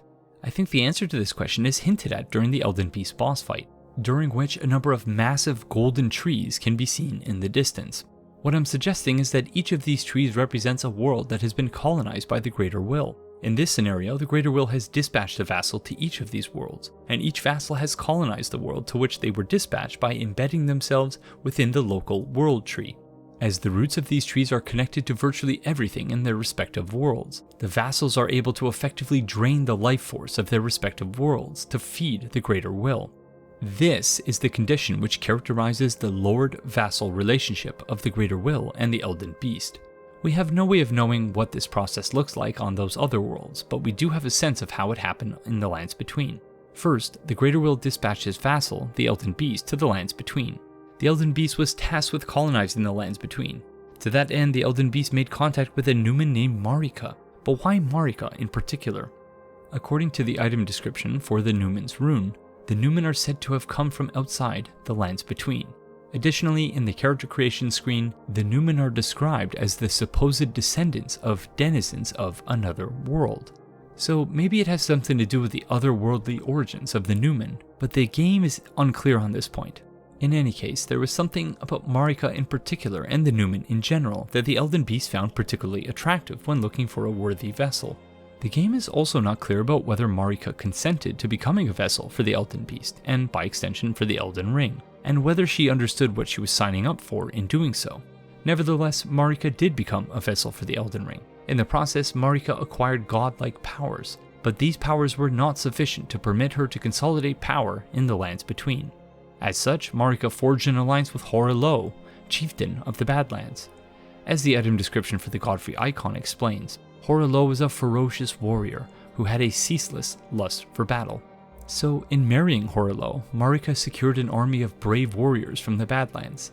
Just as Marika ascended from a mere Numen to a god by becoming a vessel for the Elden Ring, Hiraeth ascended from Tarnished to Lord by marrying Marika. In the process, he assumed a name more fitting of a lord, that is, Godfrey, a name which means something like God's exalted lord. Marika and Godfrey went on to have several children, including Godwyn, Morgott, and Mo. The Golden Lineage also includes more distant relations like Godric. It was also during this period that Marika seized control of the Erd Tree. It's important to note that the Erd Tree is as old as the lands between. The item description for the Gilded Greatshield describes the Erd Tree as having been made from primordial matter, that is, the very matter from which the lands between were created. Interestingly, this item description also suggests that the Erd Tree was once associated with the color red. So it seems as though the Erd Tree was subject to a sort of rebranding after Marika's takeover. The evidence suggests to me anyways that it may have once been known simply as the Great Tree. This is hinted at in the item description for the root resin, which states that the roots of the Great Tree were once linked to those of the Erd Tree, or so they say, and it is for this reason catacombs are built around Great Tree roots. It's worth keeping in mind that the item descriptions are not written from the perspective of an omniscient narrator. They're written from the perspective of someone who inhabits the game world. As such, the root resin item descriptions stop short of explicitly stating that the Erd Tree and the Great Tree are one and the same, because this fact appears to have been scrubbed from the in-game historical record. For this reason, it's only stated that the roots of the Great Tree were once linked to those of the Erd Tree, and even this non-committal description is subject to the qualifier, or so they say.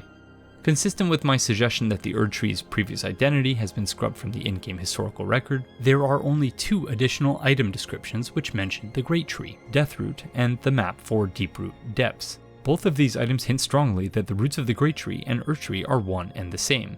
The Rune of Death spread across the lands between through the underground roots of the Great Tree, sprouting in the form of Deathroot.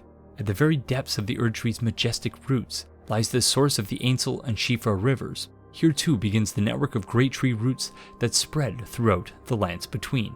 That last point is crucial for understanding the central importance of the Great Tree in the Greater Will's designs for the lands between. That is, the roots of the Great Tree are connected to virtually everything in the world. So if the Greater Will wanted to drain the life force from the lands between, what better way to accomplish that than by seizing control of the Great Tree responsible for distributing that life force throughout the planet? And that's precisely what happened. At some point, Marika seized control of the Great Tree at the behest of the Greater Will. The Great Tree was rechristened or rebranded as the Erd Tree, which means something like Tree of the Earth, and it went from being associated with the color red to being associated with gold.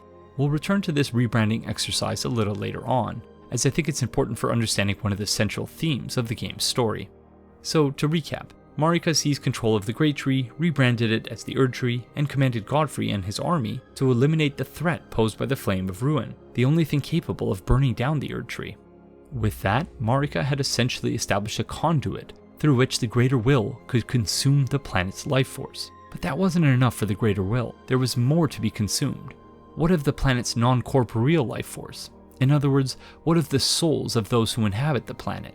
To maximize the Erd Tree's potential as a conduit for feeding the Greater Will, Marika turned to Malekith, the Black Blade. As the item description for the Remembrance of the Black Blade explains, Malekith was a shadow-bound beast given to his Empyrean.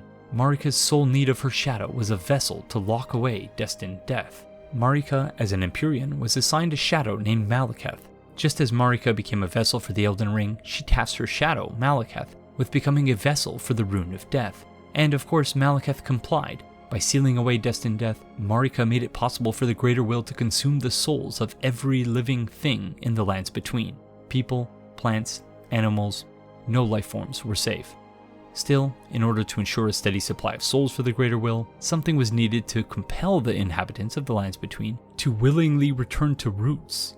As previously noted, this led to the establishment of the Golden Order, a religion that was specifically designed to coerce its followers into sacrificing their souls to the Greater Will. Having seized control of the Erdtree, neutralized the Flame of Ruin, confined destined death, and established a religion capable of coercing the inhabitants of the lands between to return to roots, Marika had succeeded in establishing the conditions for the Greater Will to drain the life out of the lands between.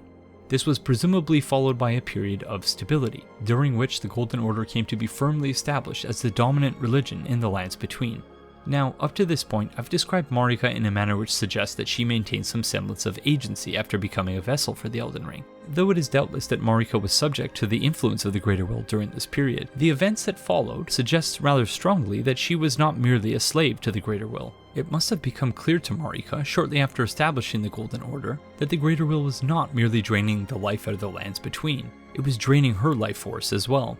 As the item description for Marika's sword seal explains, solemn duty weighs upon the one beholden, not unlike a gnawing curse from which there is no deliverance.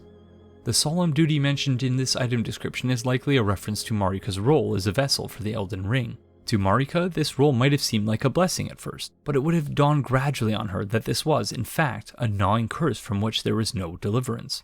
Indeed, when the player character first lays eyes on Marika, we find that the Elden Ring appears to have been literally gnawing at her flesh, though this may have been caused by something else entirely, as we'll discuss in a moment. In either case, Marika evidently realized that her status as a god was temporary. In fact, as Princess Ranni explains to the player character, the Greater Will had already identified Ranni, an Empyrean born to Radagon and Rennala, as a candidate to succeed Queen Marika. That is, as a candidate to become god. Let us speak of the past a while. I was once an Empyrean, of the demigods. Only I, Miquella, and Melania could claim that title. Each of us was chosen by our own two fingers, as a candidate to succeed Queen Marika, to become the new god of the coming age. As Ranni goes on to explain, however, she would not acquiesce to the two fingers and, by extension, the Greater Will. But I would not acquiesce to the two fingers. I stole the Rune of Death, slew mine own Empyrean flesh, casting it away. I would not be controlled by that thing. There are a few important takeaways from this dialogue. First, Ranni demonstrates that it's possible to resist the influence of the Greater Will and its vassals. Second, Ranni indicates that the two fingers were after her because of her flesh. There's something about the flesh of an Empyrean, in other words, that makes them particularly well suited to becoming a vessel for the Elden Ring. Third, Ranni states that she did not want to be controlled by that thing, and I think we're meant to assume that this is in reference to the two fingers, but I think she's actually referencing the Greater Will. So in order to maintain her autonomy and resist the influence of the Greater Will, Ranni slays her own flesh, destroying her corporeal form, rendering her unsuitable as a successor to Marika. Though Marika's situation was quite different, given that she had already become a vessel for the Elden Ring and surrendered her autonomy to the Greater Will, her approach to breaking free of the Greater Will was not unlike Ranni's. But whereas Ranni took direct aim at her own flesh, Marika took aim at the Elden Ring itself. In doing so, however, Marika caused unavoidable injury to her own flesh, given that she is a vessel for the Elden Ring. This was apparent as far back as the 2019 announcement trailer, in which Marika can be seen using her hammer to shatter the Elden Ring. As Marika strikes the Elden Ring, her flesh becomes fractured in turn, leaving her grievously injured, but ultimately failing to free her from the Greater Will. Indeed, as finger reader Enya explains, Queen Marika is the vessel of the Elden Ring, carrier of its vision, a god in truth. But after the Elden Ring's shattering, she was imprisoned in the Erdtree, a grim punishment for shattering the Order. Despite her godhood, Speak. Marika's trespass demanded a heavy sentence. But even in shackles, she remains a god and the vision's vessel. Again, there were a few important takeaways from this dialogue. First, the idea of Marika as the vision's vessel. This is in reference to the apparent process through which the greater will exercises influence over its vassals. That is, by imposing its vision upon them, thereby influencing what they can and cannot see. Indeed, this is why NPCs are often surprised to learn that the player character is able to perceive the guidance of grace. The player character, as a would-be vassal to the greater will, can see its guidance. Second, we learn that despite shattering the Elden Ring, Marika is even less free than she was before. In fact, as punishment for shattering the Elden Ring and rebelling against the greater will, Marika has been shackled and imprisoned in the Erd Tree. Third, as we later find out, neither Enya nor the Fingers are telling us the whole story here. At some point, Marika sent Godfrey away. My assumption is that she did this before attempting to shatter the Elden Ring, to ensure that he didn't interfere. In Marika's own words, "My lord, and thy warriors, I divest each of thee of thy grace. With thine eyes dimmed, ye will be driven from the lands between. Ye will wage war in a land afar, where ye will live and die." Once Godfrey was out of the picture, as Muriel, Passer of Vows, explains, Radagon left Renala to return to the Erdtree capital, becoming Queen Marika's second husband and king consort, taking the title of Second Elden Lord. The mystery endures to this day as to why Lord Radagon would cast Lady Renala aside, and moreover, why a mere champion would be chosen for the seat of Elden Lord. the key to unraveling this mystery is an understanding of the greater will's insatiable thirst for resources, and the gnawing curse experienced by those who become vessels for the Elden Ring. As we've already established, the greater will was in the process of enacting a succession plan that would see Marika replaced by Ranni. But then, Ranni destroyed her own flesh, and so too did Marika, shattering the Elden Ring in the process. This left the greater will without an Empyrean to succeed Marika. As such, the greater will imposed its vision upon Radagon, thereby compelling him to leave Renala, return to Leyndell, and become the second Elden Lord. Marika, it would seem, was resigned to this fate, as the following spoken echoes linger in her bedchamber. O Radagon, leal hound of the Golden Order, thou art yet to become me. Thou art yet to become a god. Let us be shattered, both. Mine other self. As Radagon is not an Empyrean, he could not simply replace Marika as the Vision's vessel. Instead, Radagon and Marika literally became one person, whose flesh remained shattered and fractured. It would seem that the Greater Will's principal aim in compelling this outcome was not just to repair the Elden Ring, but also to produce a new successor.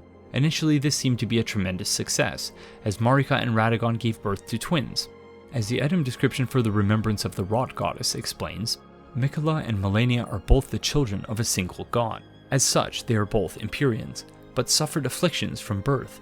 One was cursed with eternal childhood, and the other harbored rot within.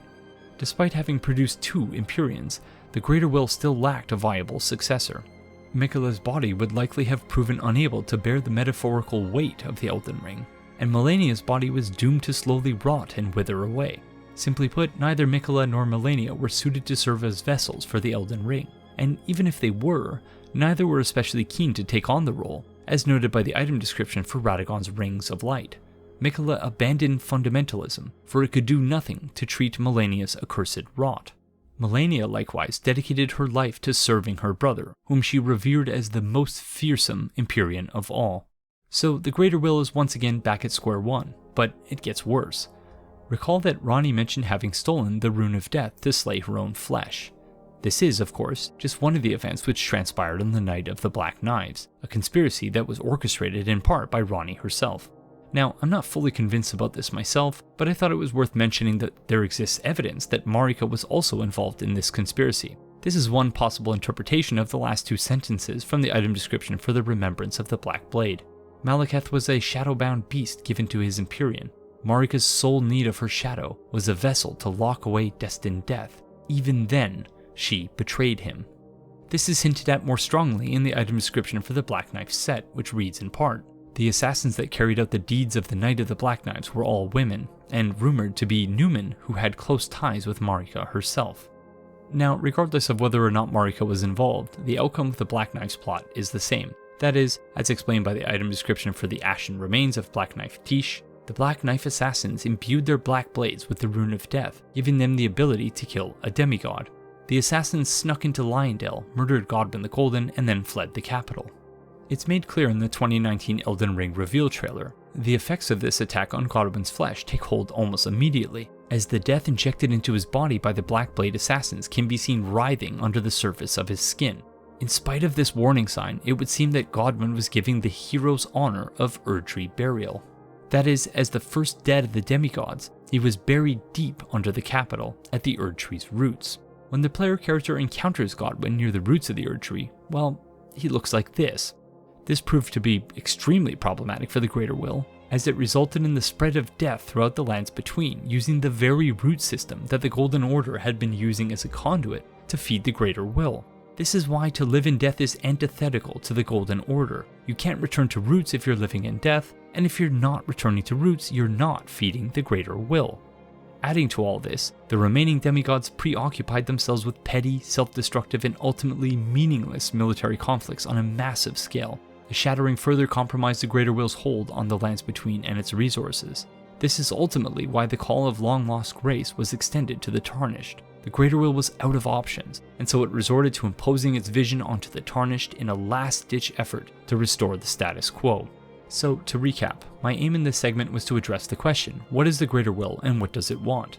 I addressed this question by arguing that the Greater Will is a parasitic, meddlesome deity and hive mind that wants to feed on the lands between and its resources. I've supported this argument by using a variety of in-game and extra-textual evidence, but one thing I've yet to do is explain what I mean when referring to the Greater Will as a parasitic hive mind. As the idea that the Greater Will is a parasite is the subject of the next segment, I won't get into that here, but I'd like to conclude this segment by briefly explaining what I mean when I describe the Greater Will as a hive mind.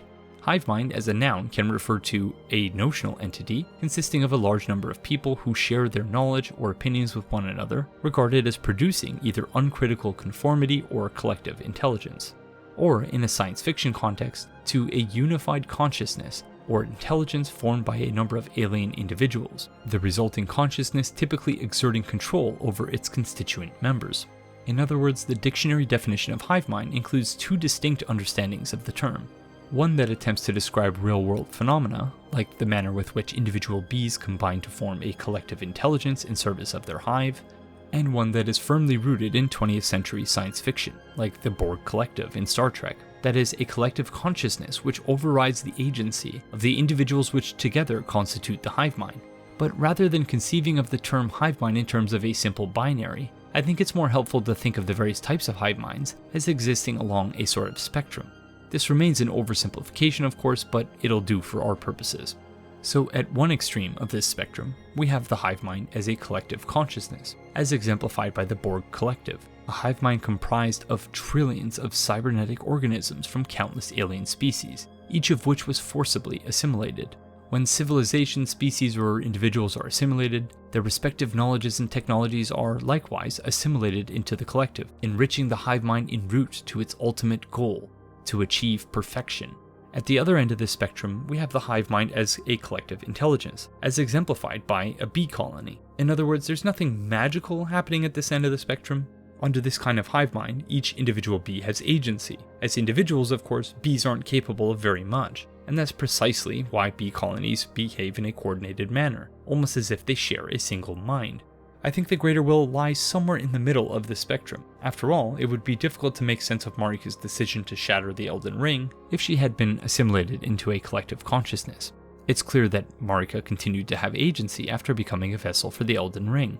On the other hand, I think there's a non-trivial amount of evidence in the game which suggests that many of those with whom the Greater Will interacts do not have agency. These individuals appear to function as an extension of the Greater Will's consciousness. The Erdtree avatars are the most obvious example of this. The Erdtree avatars, which emerged in the wake of the Elden Ring shattering, were determined to protect the withering Erdtree's offspring. In other words, if I'm correct in suggesting that the Greater Will is essentially a hive mind, and that the Erdtree is controlled by the Greater Will, then the Erdtree avatars are, in effect, protecting themselves. This is also true of the Erdtree Guardians. The item description for the Guardian Garb reads in part, "In accordance with an ancient pact with the Erdtree, it is said that their deaths led not to destruction, but instead to renewed eternal life as guardians." Upon dying, in other words, the Erdtree Guardians return to roots, thereby becoming assimilated into the hive mind. This is hinted at more strongly by the item description for the full bloom Guardian Garb, in which it is said that the blood-red flowers blooming on their backs mark the senescence of their ancient pact. Perhaps the Guardians are part tree already. This item description could also be interpreted as suggesting that the process of assimilation occurs over eons. On this view, the standard Erdtree Guardians have yet to be fully assimilated into the hive mind, but the full bloom Guardians are much closer to having been fully assimilated. Also, remember the ghosts we discussed earlier? One of whom valorized returning to roots while the other expressed disgust at the notion of living in death? These NPCs almost always appear in locations where roots are present, and their model even includes ghostly mushrooms, hinting perhaps that these consciousnesses are being projected through a subterranean communications network. You could argue, moreover, that these ghosts have been fully assimilated into the hive mind. In effect then, these ghosts are surreptitiously conveying messages to the player character directly from the Greater Will. Or perhaps I'm just overthinking this part, and the messages conveyed by these ghosts are merely reflective of the extent of religious devotion in the lands between. In any case, I think it's clear that the Greater Will functions as a hive mind of sorts, even if the mechanics of the hive mind are unclear at best. Having said all that, in the next segment we turn finally to our third research question. What are the central themes in the story of Elden Ring? In other words, what are the key messages being conveyed through the game's story? My analysis revealed 3 such themes or messages. First, that colonial relations are parasitical. Second, that classism is self-destructive. And third, that war is an ultimately futile endeavor that is nevertheless glorified by cultures of violence.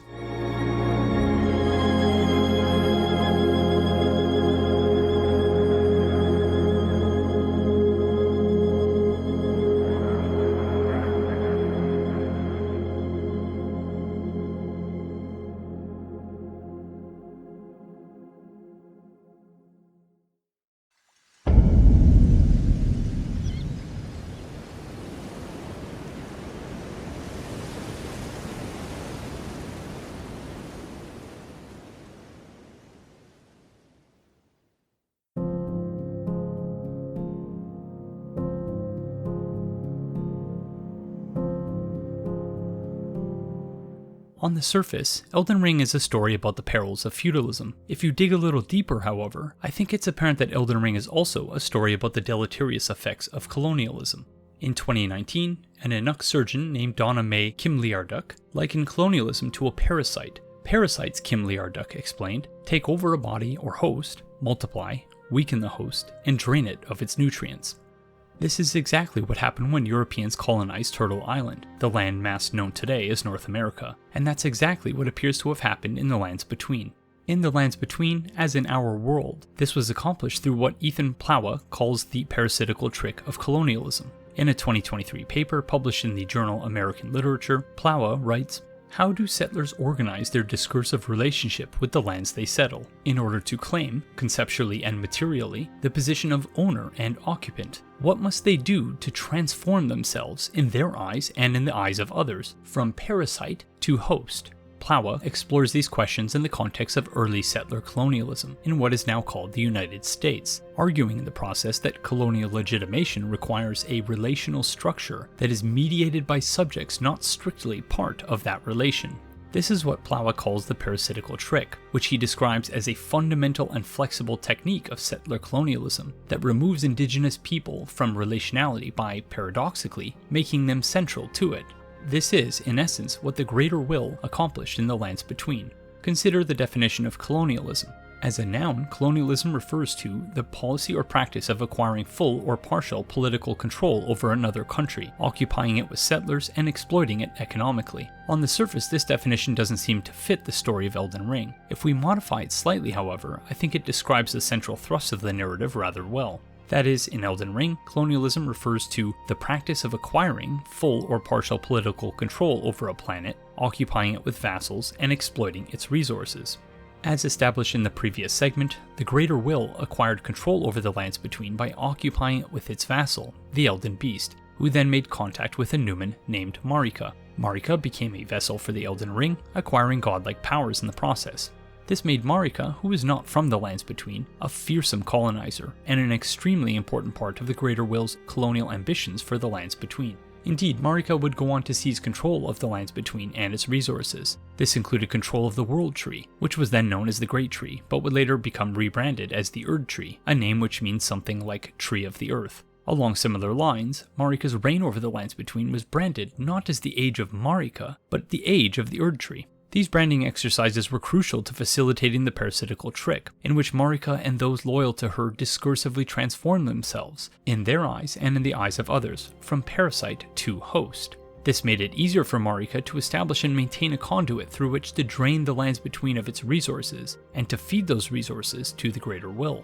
Additionally, to further consolidate the Greater Will's control over the lands between and its resources, Marika was positioned as the god and messianic figure at the center of a monotheistic religion called the Golden Order. This religion was imposed on the indigenous peoples of the lands between, and those who resisted appear to have been forced underground. This includes the ancestral followers, who are depicted as pan-indigenous people intent on maintaining their own cultural and spiritual traditions, despite the assimilationist ambitions of their colonizers. The cyclical cosmology of the ancestral followers contrasts sharply with the parasitical cosmology enforced by the Golden Order, in which the souls of the dead are fed to the Greater Will. Whether recognition of this irreconcilable difference is what led the ancestral followers to resist the Golden Order, I cannot say. It is apparent, however, that the ancestral followers are a reference to pan-North American indigeneity. It's almost certainly not an accident, then, that the colonization of the lands between is so reminiscent of the colonization of Turtle Island. Here too, the extractivist ideology of the Europeans contrasted sharply with indigenous ways of being, which tended to be more holistic and mindful of the intra-relatedness of all living things. It should come as no surprise, then, that indigenous nations throughout Turtle Island resisted European colonizers. In the nation-state branded today as Canada, this led to the establishment of a residential school system for Indigenous children. The idea behind these schools was that Indigenous children needed to be civilized. These residential schools were jointly run by the Government of Canada and a variety of Christian churches. All those involved in administering the schools treated Indigenous children as subhuman beings, who needed to be reformed in order to be considered equal to white people. This mistaken belief had disastrous consequences for Indigenous communities in Canada, as countless Indigenous children were physically, mentally, emotionally, and sexually abused, and many were killed. Even today, the unmarked graves of Indigenous children are still being discovered at the sites of former residential schools. In Canada, as in the lands between, religion was used as a means of forcibly assimilating Indigenous peoples, and all those who refused to abandon their cultural and spiritual traditions were punished severely. In Canada, as in the lands between, Indigenous peoples were forcibly removed from their territories, while their colonizers drained the life out of their lands and waters. In Canada, as in the lands between, colonialism is a parasite that is at once killing its host while claiming to be the host. In Canada, as in the lands between, this discursive sleight of hand is bound to have catastrophic, self-destructive consequences. This is especially apparent when you consider our second theme, the self-destructiveness of classism.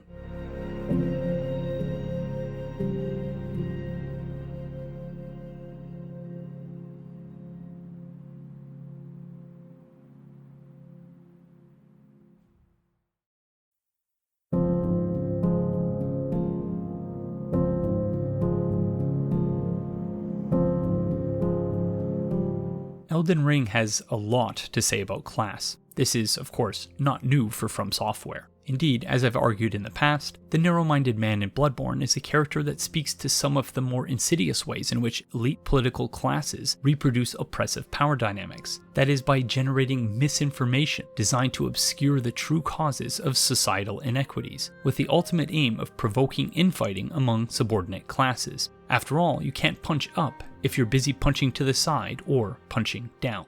In other words, the narrow-minded man is the equivalent of the type of person who, upon being laid off and learning his position was outsourced to India, responds by blaming foreigners for stealing his job, rather than protesting the bonus his boss earned by laying him off, or scrutinizing the structural inequities which characterize patterns of global trade. Similar themes were evident in all three Dark Souls games, but these themes are really brought to the fore in Elden Ring. Consider, for example, Kenneth Haidt and Dialos Hoslo. Hiraeth is apparently next in line as the rightful ruler of Limgrave, and Dialos is the heir-in-waiting of the illustrious House Hoslow, and yet both characters are utterly incompetent.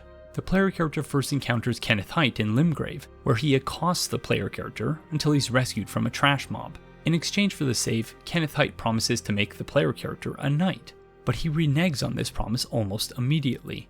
Dialos, meanwhile, feigns grief when his servant, Lanya, is murdered on his watch, but then he goes on to join forces with those responsible for her death. As Dialos' servant, Lanya only mattered to him insofar as she furthered his quest to prove that he's worthy of his elite status in society. Indeed, as soon as he thinks he's found a way to prove himself without avenging Lanya, he's suddenly no longer stricken with grief over her death. You could argue that both characters eventually come to realize that, despite being born into an elite class, they are no better than those belonging to subordinate classes. After all, Dialos goes on to care for the inhabitants of Jarburg, and Hiraeth eventually concedes that Nefeli Lu is better suited to ruling Limgrave than he is, despite the fact that she's tarnished, and thus belongs to a subordinate class. Despite this apparent growth, neither Dialos nor Hiraeth appear to have learned the right lesson. Even as Hiraeth steps aside for Nefeli Lu, he foregrounds himself, stating rather tellingly that he has selected a new ruler, and justifying Nefeli Lu's worthiness not with reference to her concrete achievements, but with reference to his sincere opinion.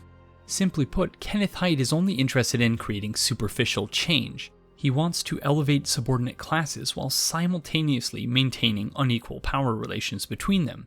He installed a tarnished ruler, but wants to maintain a position of power at her side, allowing him to pull the strings of governance without accepting any of the responsibility or accountability that goes along with governing. Oh, and he goes on to say that he'll return to Fort Height and fulfill his promise to make us a knight, but he never does. It's possible my save file is glitched, or I missed a step in his questline, but I think that's just how FromSoft intended to portray his character. He's a pedagogue of progress who, intentionally or otherwise, dangles equality in front of the oppressed like a carrot on a stick. That's why he doesn't keep his promise to the player character. He shifts the goalposts in perpetuity to get what he wants. As for Dialos, well, he goes on to become the potentate or autocratic ruler of Jarburg. While sure, he is effectively their caregiver, he accepts this role because even though he clearly doesn't think very highly of himself at this point in his questline, he still sees himself as superior to the inhabitants of Jarburg.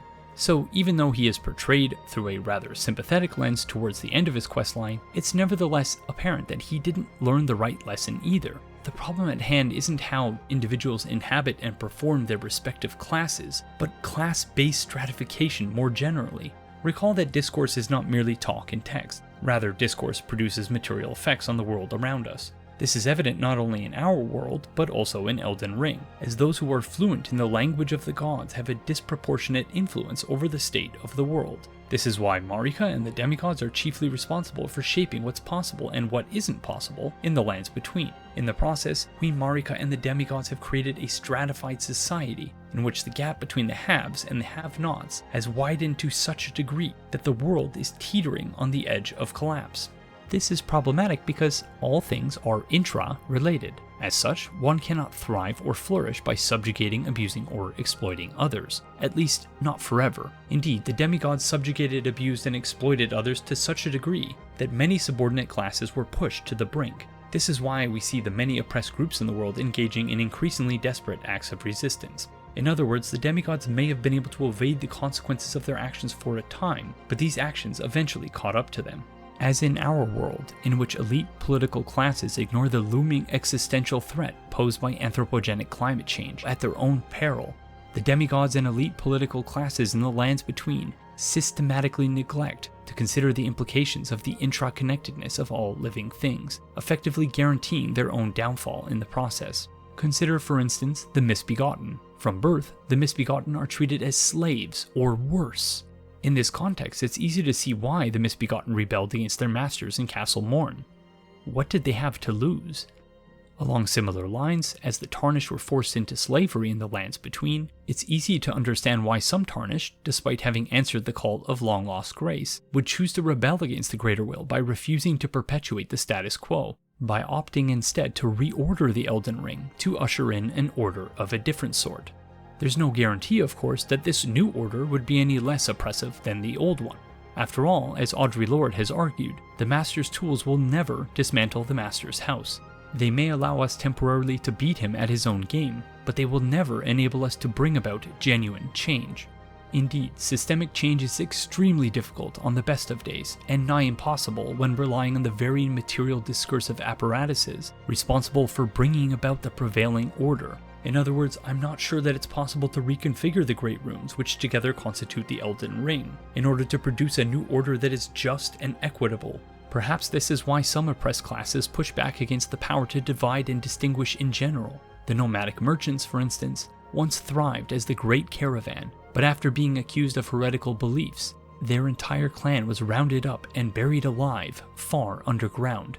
Then they chanted a curse of despair and summoned the flame of frenzy. In this context, you can understand why the nomadic merchants might want to incinerate all that divides and distinguishes. From their standpoint, this outcome would certainly seem preferable to placing the power to divide and distinguish in the hands of another elite class, or to simply reorder the Elden Ring, to tinker with how its power becomes manifest. On this view, there's nothing to be gained from using the Master's tools to renovate the Master's house. So you might as well burn it all to the ground.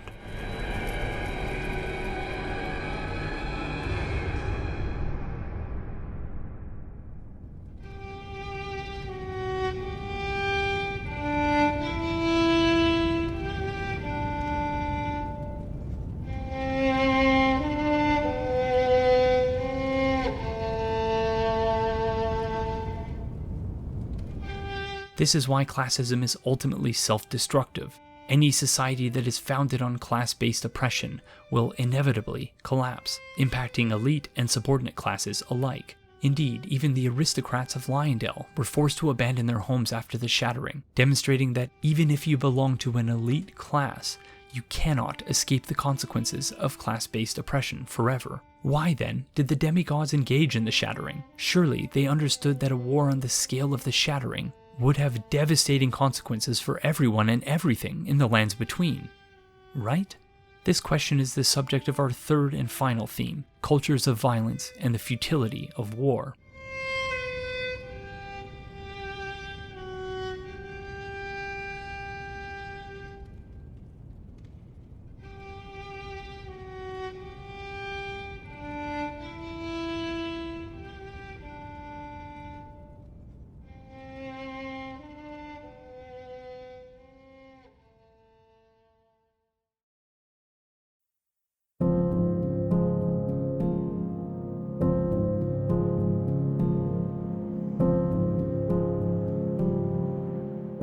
As Elden Ring is set many years after the Shattering, it's difficult to grasp how singularly devastating this war was for the lands between and its inhabitants. In typical From Software fashion, however, the game is replete with both explicit and implicit clues regarding the Shattering and its impacts.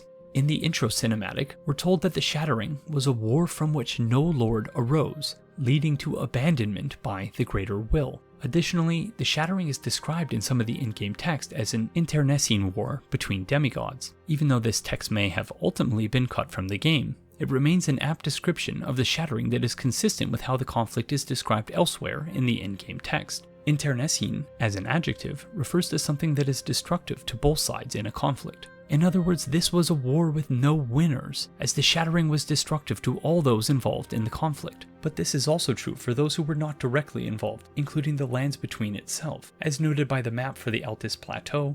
The Altus Plateau, where the Erdtree's base can be found, contains the royal capital of Leyndell to the east, and Mount Gelmir to the west. Scars from the Shattering remain apparent to this day. Additionally, in an epitaph found on Mount Gelmir, the Shattering is described as a wretched, unending war with no glory. Of course, these are just high-level descriptions of the Shattering. What about the scale of the conflict and the number of deaths involved? The item description for the War Surgeon gown reads in part, blood-stained white gown of the war surgeons who were effectively mercy killers. Though one might expect a war surgeon to be, performing life-saving surgeries on those wounded in battle, war surgeons during the Shattering were euthanizing their patients instead. There are several possible explanations for this. This could suggest, for instance, that those who were wounded in battle during the Shattering rarely survived their injuries, and so the war surgeons did them a kindness by euthanizing them. This could also be reflective of the war surgeon's collective inability to keep up with the seemingly endless stream of grievously injured soldiers produced by the Shattering. On this view, the war surgeons implemented a strict triage protocol, whereby the limited surgical resources and facilities available were set aside only for those with minor injuries, while the overwhelming majority of the wounded were euthanized.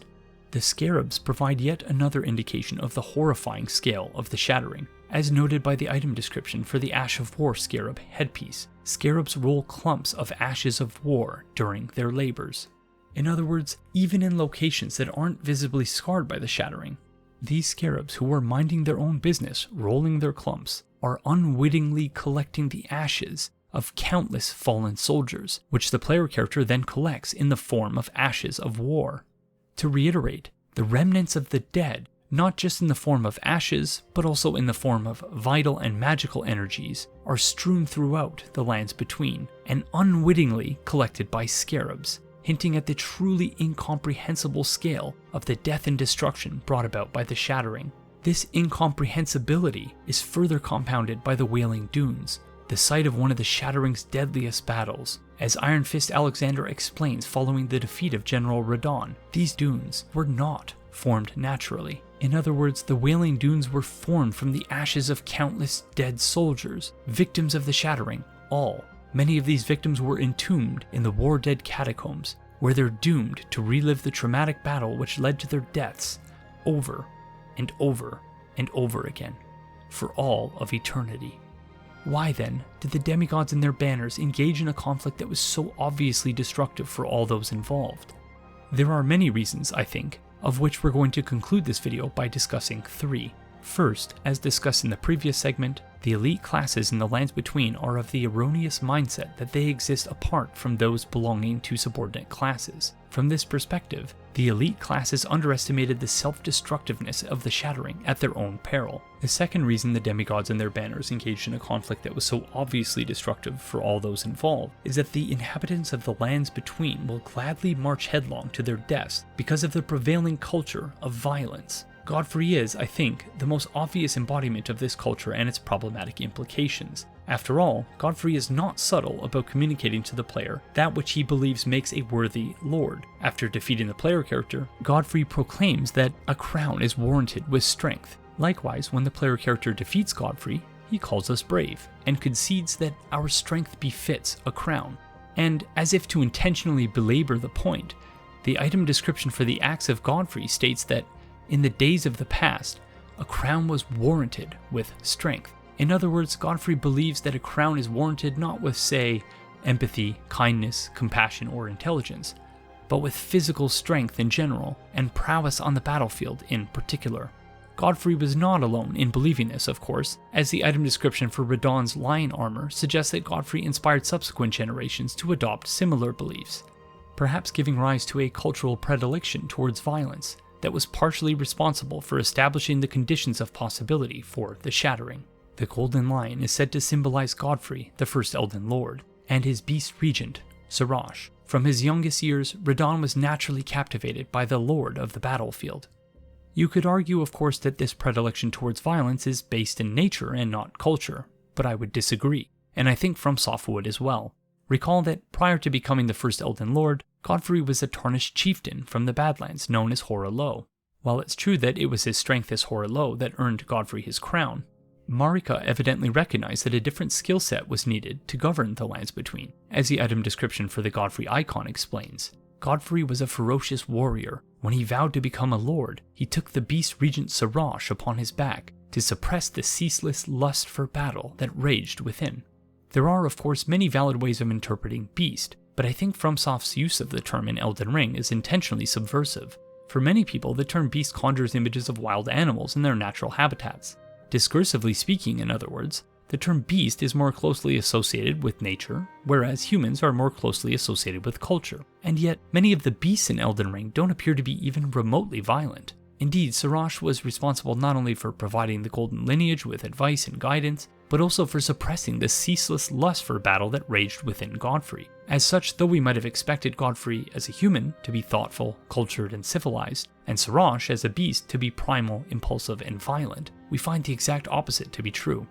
What I'm suggesting, in other words, is that the beasts of Elden Ring are naturally peaceful, and only resort to violence when provoked or threatened, or when subjected to cultural forces that glorify violence in general, and battle prowess in particular. Godfrey both inspired and cultivated these cultural forces in the lands between, as suggested by the item description for the ritual sword talisman, which reads in part, a talisman patterned after swords used in ritual combat held to honor the Erd Tree. The practice had died out by the age of King Consort Radagon, but remains of the arenas where ritual combat took place can still be found in every land. This is referring, of course, to the Colosseums found in Stormvale, Caelid, and Leyndell. In an earlier age, these Colosseums played host to ritual combat, ostensibly to honor the Erd Tree. As the item description goes on to explain, however, this practice died out by the time Radagon became second Elden Lord. This suggests, at minimum, that these Colosseums, where combatants were made to commit violent acts for recreation, were active during Godfrey's reign as first Elden Lord. That violence plays a major role in the culture of the Lands Between, beyond Godfrey's direct influence, is evident at Redmane Castle, where a festival of combat is held prior to Godfrey's return to the Lands Between. Again, this is an example of organized recreational violence that can only be explained with reference to culture, and it was the influence of this culture that made the Shattering possible. These cultural forces led to some of the most devastating consequences of the Shattering.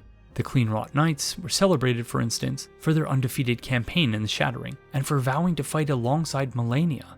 In the process, the Cleanrot Knights willingly exposed themselves to the Scarlet Rot, leading inevitably to the putrefaction of their flesh. And for what? A stalemate with Radahn, an ecological catastrophe, and countless deaths. None of this should come as a surprise, of course. As we've established, this is a settler colonial society founded on class-based oppression and unequal power relations. Violent societies tend to behave violently, and the Lands Between is no exception to this rule. The third reason the demigods and their banners engaged in the Shattering despite its devastating consequences is one that our theoretical framework cannot account for. That is, the meddling of the outer gods. Recall that the theory of Agential Realism posits that reality consists of entangled, interacting agencies. On this view, nothing exists beyond the bounds of agential reality. This is not a problem when applying the theory of agential realism to our world, where, as best as I can tell, there are no interventionist deities to account for. In the Lands Between, however, the Greater Will is just one of several outer gods, many of whom are known to meddle in the affairs of the Lands Between with impunity. In my opinion, this is the true horror of Elden Ring, the prospect that something can exist outside of agential reality. All the same, in the Lands Between as in our world, war is ultimately futile, and there is no better demonstration of this point than Carl Sagan's reflection on this photo of Earth, which was taken in 1990 by the Voyager 1 spacecraft on its way to interstellar space. This reflection reads in part, "From this distant vantage point, the Earth might not seem of any particular interest, but for us, it's different. Consider again that dot. That's here. That's home. That's us. On it, everyone you love, everyone you know, everyone you ever heard of, every human being who ever was, lived out their lives. The aggregate of our joy and suffering, thousands of confident religions, ideologies, and economic doctrines, every hunter and forager, every hero and coward, every creator and destroyer of civilization, every king and peasant, every young couple in love, every mother and father, hopeful child, inventor and explorer, every teacher of morals, every corrupt politician, every superstar, every supreme leader, every saint and sinner in the history of our species lived there, on a mote of dust suspended in a sunbeam. The Earth is a very small stage in a vast cosmic arena. Think of the rivers of blood spilled by all those generals and emperors so that, in glory and triumph, they could become the momentary masters of a fraction of a dot. Think of the endless cruelties visited by the inhabitants of one corner of this pixel on the scarcely distinguishable inhabitants of some other corner. How frequent their misunderstandings, how eager they are to kill one another, how fervent their hatreds. Our posturings, our imagined self-importance, the delusion that we have some privileged position in the universe, are challenged by this point of pale light. Our planet is a lonely speck in the great enveloping cosmic dark. In our obscurity, In all this vastness, there is no hint that help will come from elsewhere to save us from ourselves. There is perhaps no better demonstration of the folly of human conceits than this distant image of our tiny world. To me, it underscores our responsibility to deal more kindly with one another and to preserve and cherish the pale blue dot, the only home we've ever known. In the lands between, as I've argued, the outer gods exist beyond the purview of agential reality. As such, the inhabitants of the lands between might be forgiven for failing to adequately care for one another. After all, the intraconnectedness of all living things isn't always in evidence in the lands between, especially when the outer gods are involved. So, at least the inhabitants of the lands between have an excuse for their self-destructive tendencies. In our world, on the other hand, the interconnectedness of all living things is undeniable if you're paying attention, and agential reality is just that, reality.